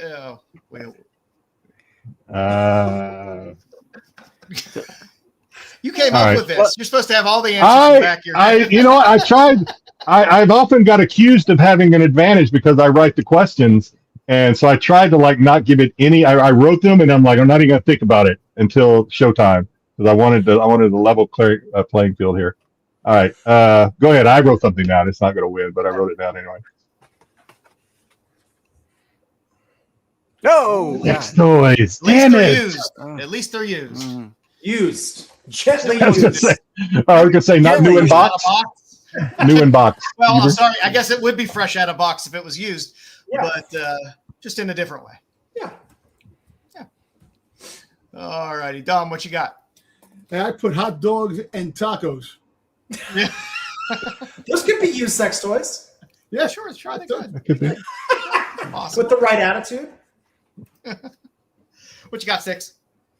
I said that they brought him their I might say their grandma. 20 spanks or girdles. Girdles. Oh my god. Yeah. Oh my god. Good Lord. A dead cat. Oh, geez. How about a horse? A freaking horse's head. You know? Oh, mine is so stupid. I'm embarrassed to show it. I said baby. I'm embarrassed by that. I Never haven't mind. gotten to sign a It's not my baby. baby. I did. The weirdest not my thing baby. I ever had is somebody came to New York Comic Con with a burst appendix. They were supposed to be at the doctor. They had a burst appendix. Oh, okay. They carried a short box of book, removed appendix. They brought a short box of books that they carried into New York Comic Con with a burst appendix. And then they proceeded to give me a gift, which was that they had bought me a 1 foot by 1 foot plot of land in Scotland and had brought a crown for me to wear. And they wanted me to knight them. Oh my God! So much. Because I was like, I'm not going to do any of that. He was like kneeling, and he was like, please. Convoluted. How do you not do that?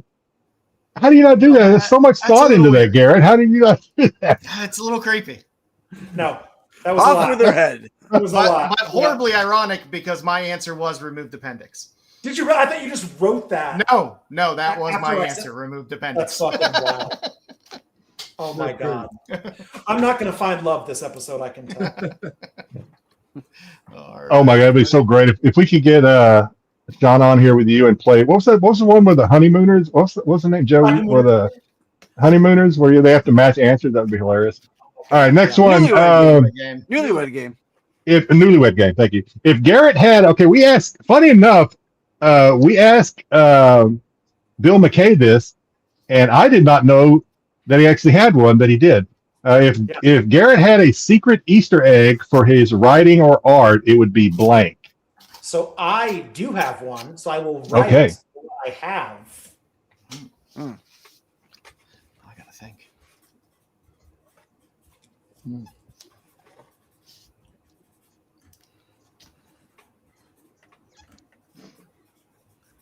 But you would have had to have read these books. And I don't know that everybody's read both of these.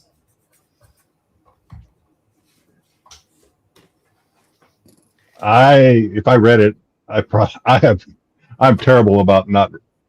I have a bad memory. All right, everybody ready? I feel like I'm just mailing it in this week. Joe, what do you got? I still had the previous conversation on my brain, I guess. We got to have. Oh no, we got to. I'm sorry, we got to see Garrett. You're right. So mine is the Redneck family from Jabberjaw Fangers. They make an appearance in every book I make now because they're on a road trip doing all these different stops, and they make appearances in multiple books. Yeah. So is that going to be your thing from here on out? Or are they always going to be in every one of your? Yeah, and they're based on a real family I know from where I grew up in Northern California. Awesome. Okay. Yeah. All right. I'll keep. Yeah. I still had the previous conversation in my head. I wrote big old Wang. You know what though? I'm going to put whatever your guys' answers are, they're all going to make Easter egg. It's going to make it. Big old Wang. I'm putting it. Okay. All right, Styx, what you got? Unfortunately, I'm an Ohio State fan, so I said you put some Michigan sports teams in your books. Yeah. Go Blue. But you're a Raider. You're a Raiders fan, all right? You always. I drew a blank, so I really don't. I didn't write anything, so I'm like, I drew a blank on that one. But it's probably gonna come now. It's probably gonna come later on. I get people who are like, "Oh fuck yeah, bro, Raiders Nation," and I'm like, "No." Dude, you wear that hat on every stream. Here's the thing. I got a fucking enormous head. Okay, I wear a size 8.5 hat. Holy shit, they don't make those, Garrett. They do. You know what you got to do? You got to order them from websites who get very limited selections of teams. But what I do every year, they do Armed Forces Day for the NFL and MLB, and I buy every hat that they have because it's one of the only hats they make in my size. So these are all the fucking Armed Forces Days ones. I've got I got repping the D right here. I got this one. That's all I buy. So I mean, I did grow up around a lot of Raiders fans because that's like where I'm from. But no. Okay. All right. Well, that was a fake. Bjorn's big and brainy for. That was That's fucking. It's just necessity. It's all it is. All I could come up with was Skull. Okay. Oh, well, okay. That's For no other reason other than Skull. For bonus points, well, he's a contestant, but do you want to give a guess at what Bill McKay's was? Bill McKay's. Well, I mean, I know he puts skulls in everything. Knowing Bill, it's probably a reference to an old punk band. Close. That he listened to in the fucking 80s. You're close. I'm sure. The fucking 80s. The fucking 80s. Because if you hang out with Bill, he goes, this one time, listen, I was doing a bunch of cocaine and it was the 80s. And we were like listening to this fucking punk band. And I'm like, what? That's like the beginning of every Bill McKay story. Bill and Joe went down memory lane when he was on here. It was like the rest of us were just sitting shotgun. We were just like, Bill's in Pittsburgh now, but he grew up here in DC. I grew up in Pittsburgh, and I've been here in DC for the past 30 years. Him and I both used to go to the 930 Club all the time in DC, and that's what he puts in. He puts in a little piece of the 930 Club in. That's funny. I was going to say Henry Rollins because he put Henry Rollins in something. I thought it was a. Oh, I'm sorry. He wanted me to help him write a book called like 80s or Night of the 80s Undead. And he was like, it's based on this like real story with like Charlie Sheen and Henry Rollins and like they're fucking doing this and then like there's all this like coke and these hookers and I'm like, this is wild, Bill. What the fuck are you talking about? I thought it was Joe. I thought it was a panda. Oh no, he does do the panda as well. Yeah, he does the panda. Okay, but a lot of them he also has the 930 Club. Yeah, he does the panda for the DC Zoo. Yeah, for the old Ling Ling and Sing Sing. Well, now all these things are going to be in books now. I've got my little notes here. Do we write? I don't even. Do we answer this question? Yeah. Okay. Yes, we did. All right. Yeah, we did. All right. Moving on. Good Boy is not just the title of one of Garrett's popular comic books. It's also what Shauna tells him when he blank. Listen, you're not wrong, bro. This is too real.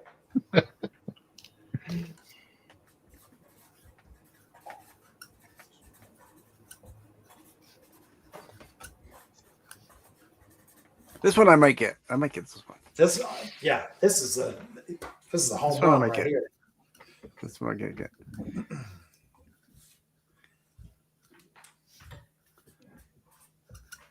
I'm not going to get it, but I kind of think this is true though. But I don't think it's what Garrett's going to put. All right. Maybe we'll see. What? All right. Well, wait a minute. I might actually, I might get a half a point on this one. I'll have to leave it to Joe. Yeah, if I do what I'm told, it tells me go boy. Yeah. I had doesn't burn down the house when she's away. It's more than cereal. Well, she did tell him that, I think. I don't know, or maybe not so many words. So I put down that he does his chores. That counts. See, doing what she tells me to. That's half a point at least. Yeah, man, we all may get half a point for this one.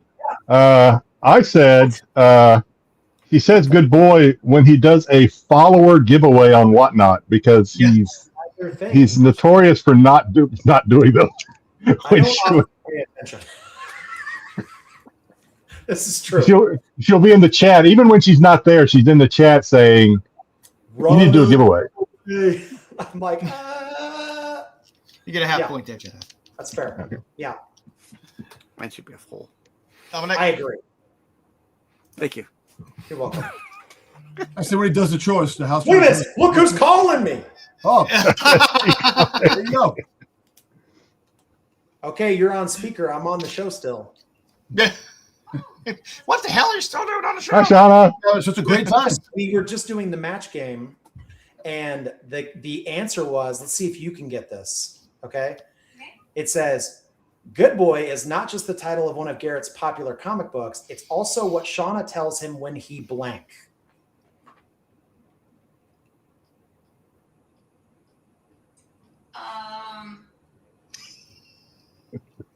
Does a good sketch?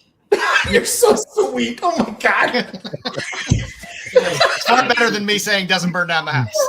No. Yeah. So the answers were, Say it all the time. no, what the answers were when I don't burn the house down when you're gone, or when you do a follower giveaway on Whatnot.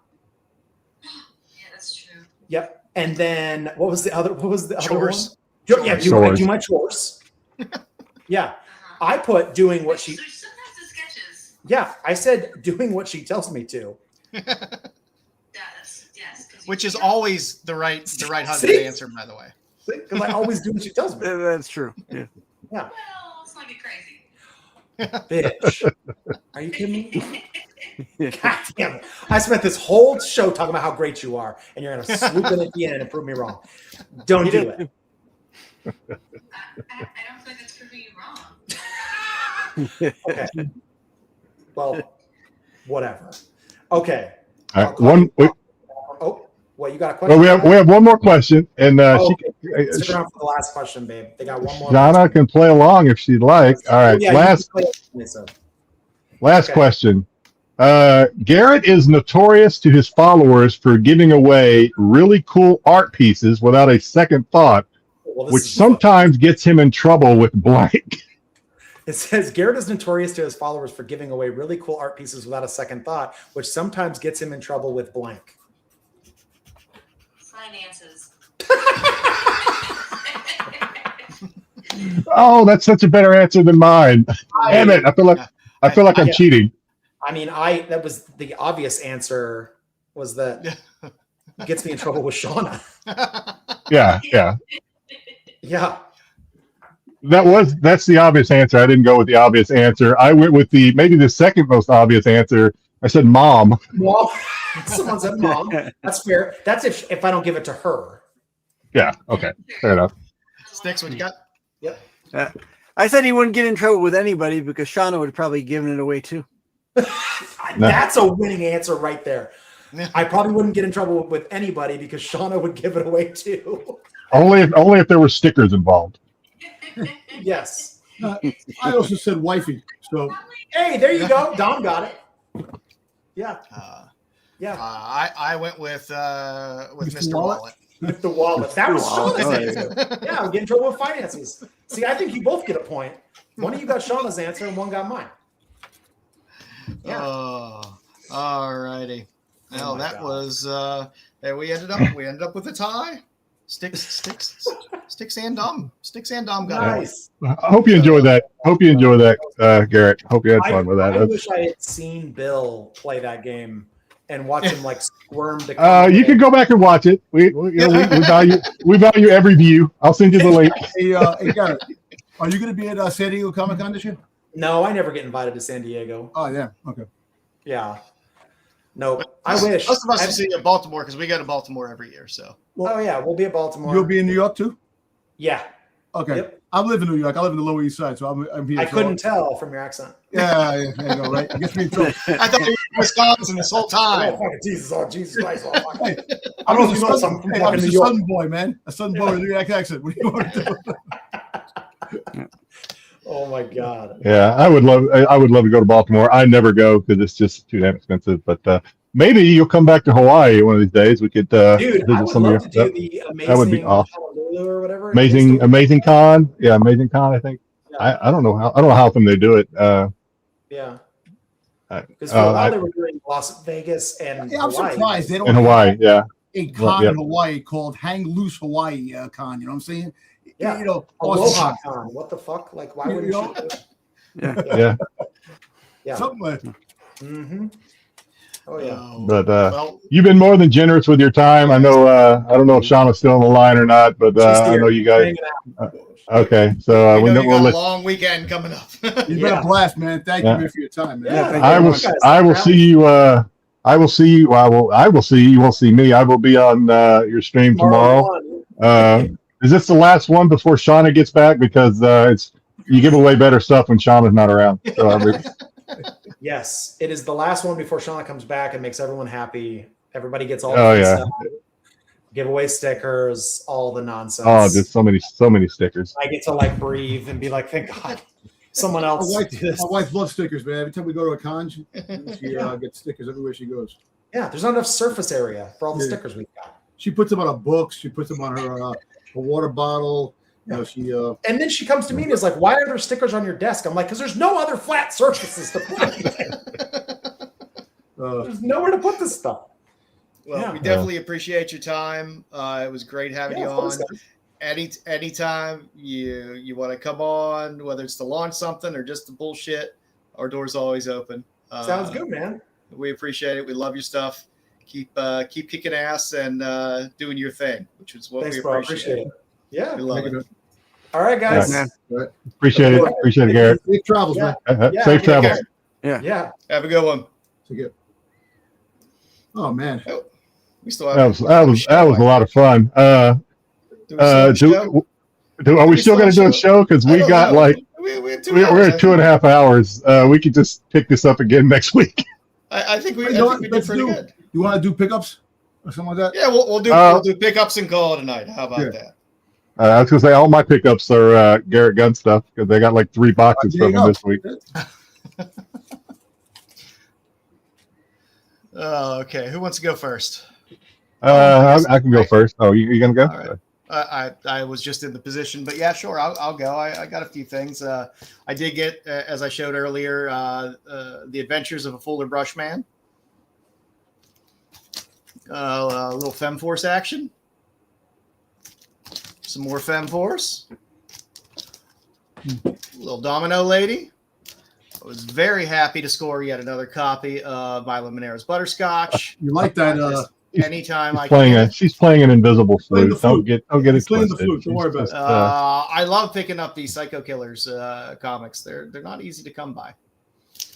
A little more Bill Black, Purple Claw Mysteries, a little Good Girl Art Quarterly, little Jungle Girls. There you go. Some dope comics. Good Underground? Yep, a little Crumb. There you go. I can never go wrong with Crumb. A little Dave Stevens. Little Tarsoff. Little Tarsoff. There. Little Darwin Cook. A little more Dave Stevens. Ooh. Nice. An amazing Vampy cover by Franny. You posted that. I'm not a fan of that one. You like that one, huh? I don't know. I'm not a fan of it. I don't know why. Red Sonja, fan of that. Some Red Sonja, some Frank Thorne, Strippers and Sex Queens. I love this Birdland cover to no end. It is a fantastic cover. Never miss that guy. Never miss that guy down there because he's having a blast. He's lost it somewhere. See, then I got just a few random things. Little Campbell on Damsels. I had a signed copy of that. I think I sold it. Yeah. Little Deja. And then, of course, just some Betty. I did get a Betty slab, which is a nude slab, which I'll save for next week. But it's a nice J-Bone cover. Oh, that's a cool cover. Yeah. I got a huge stack of stuff, but I'm going to save some stuff. It's funny, Garrett was talking about the comic book that he did, the comic that he gets the inspiration from, Sex in Space with aliens. Oh, yeah. So Mia Khalifa and freaking Johnny Sins want to do a porn in space.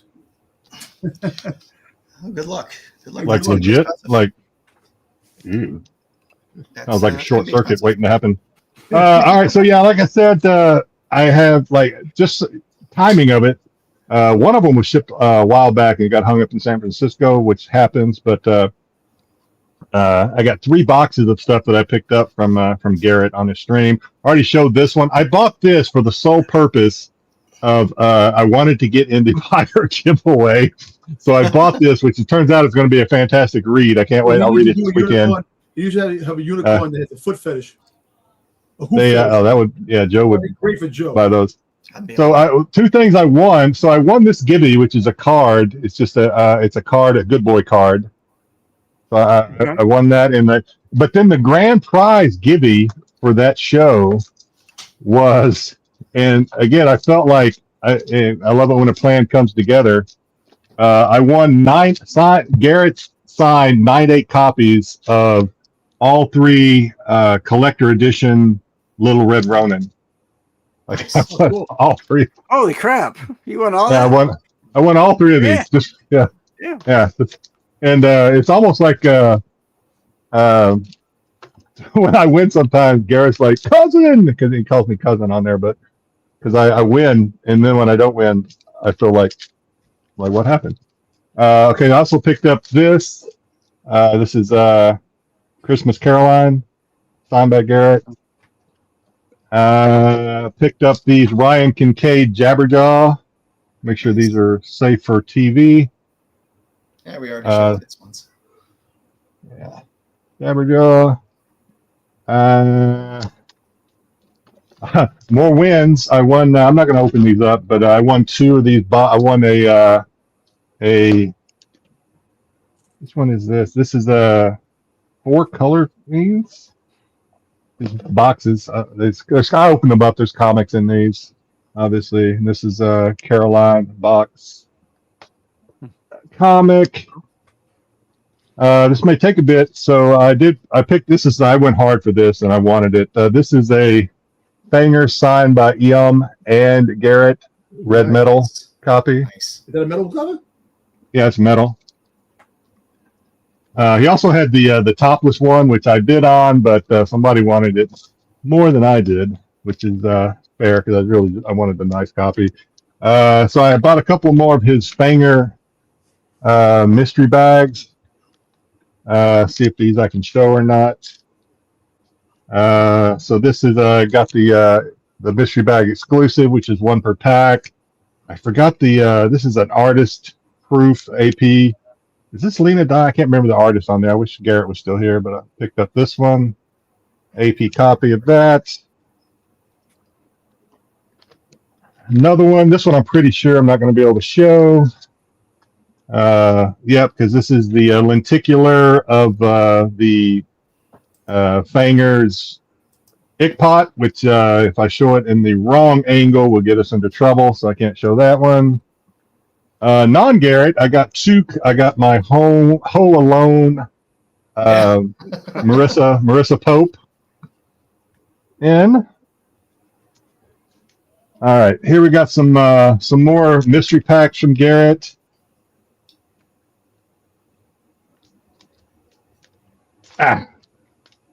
Some of these, I think these are all safe for TV, but I'll have to check just to make sure.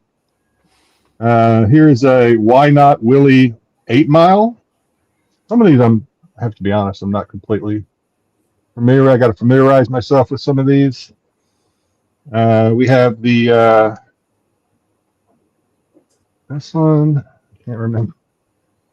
Willie, Why Not, Little Willie, Why Not Willie Book 3?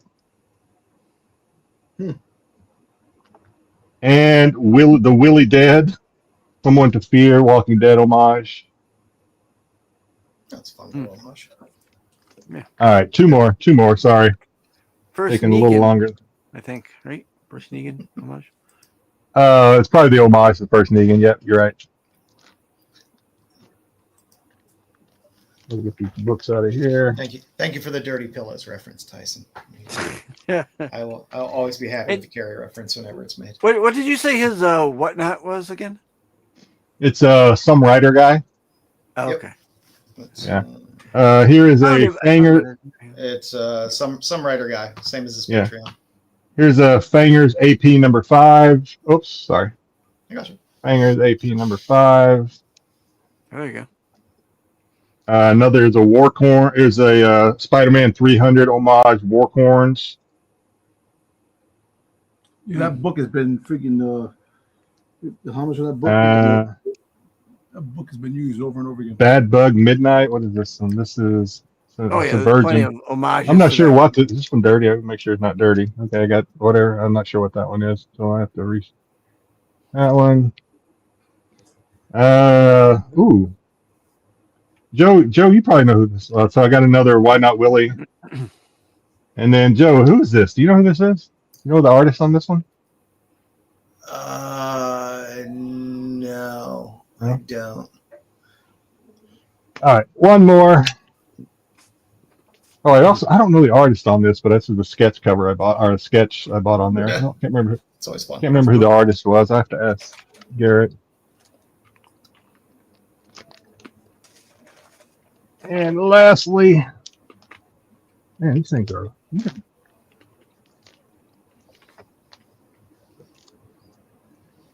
Another Spider-Man homage, Warhorns. Oil.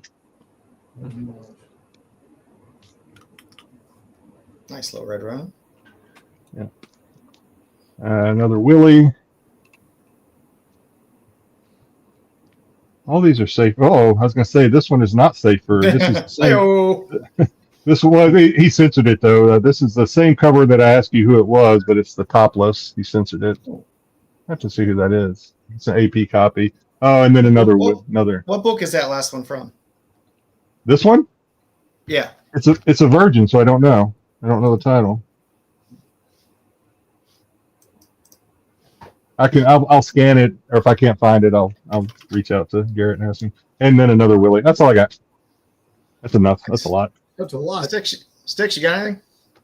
Yeah, I got a couple things. So I was able to pick up a couple of these Doctor Who signed cards. Ooh.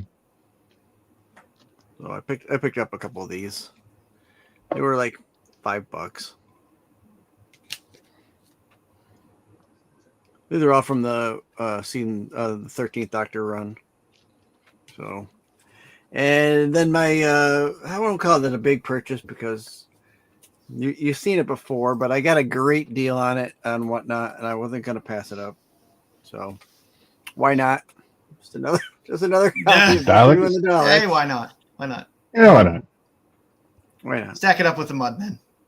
If you're counting, that's like, quite a few. Yeah, why not? Sooner or later you'll have them all. Hey, why not? Stack them up. Yeah, number 12, I think. That's all? There you go. That's it.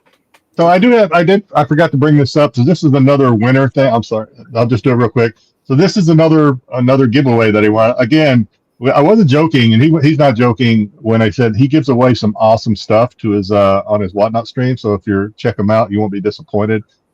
This is a metal printing plate, 11 by 17 of Good Boy issue 1, page 21. Oh, cool. All right. That's fun. That's cool. All right. Dominic, you got anything? Not much. I got. They gave me this at the con when I went to the con. To the toy fair.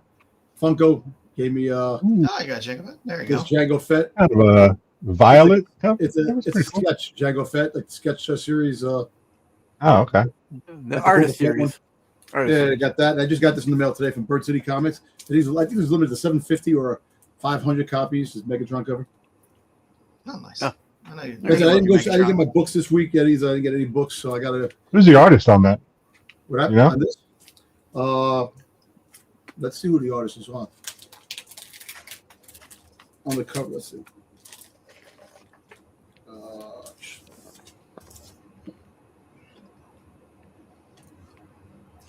All right, the writer. David Nakayama. Oh, Nakayama. Okay. Nice. Yeah. Nice. Nice. Score. That's good. Nice. Well, like I said, Wow. I think we had a good interview today. I think we'll save our content for next week. Yeah, we'll give Joe an easy week. He's already got everything. I've already got stuff. Joe, we're just gonna take a little vacation this upcoming week. We've already got. I still got to come up with Spotlight, but that's You still need a spotlight. Yeah, you still need a spotlight. I could do that. And we got to read. We got to read Vampy. It came out this week, but fret not, fret not, ladies and gentlemen. There will be a 5-minute Vampy review next week. It came out this week, but we'll cover it next week. Yep. Armageddon. So I don't know. I think it was a good interview, good time. A lot of fun. I knew it would be. I knew it would be because if you like, again, I keep harping back to just his personality when he does his streams, and I've seen him on Sora Song's streams. He's just got that personality. It's just like I knew it was going to be a lot of fun. Same, I mean, just right in our lane of comics and just. I never said I was done with Funkos. What are you talking about, man? If it has to do with Boba Fett, Jango Fett, and a character I like, I'm getting it, of course. If Dom ever said that, it was a fever. I might have been on a fever. But yeah, all right, appreciate Garrett coming on. We appreciate you all hanging around. I hope you enjoyed listening to Garrett because it's fun to listen to these writers and people in the industry, especially people that are passionate about creating their own properties and putting their own stuff out there. So hope you all had a lot of fun tonight. Thank you all for hanging out. You guys were great in the chat. We appreciate you coming in every week. And boys, you got anything else for? Well, have a good weekend. See you next week. Have a good weekend, everybody. We will see you next week. Bitches leave. The qualified.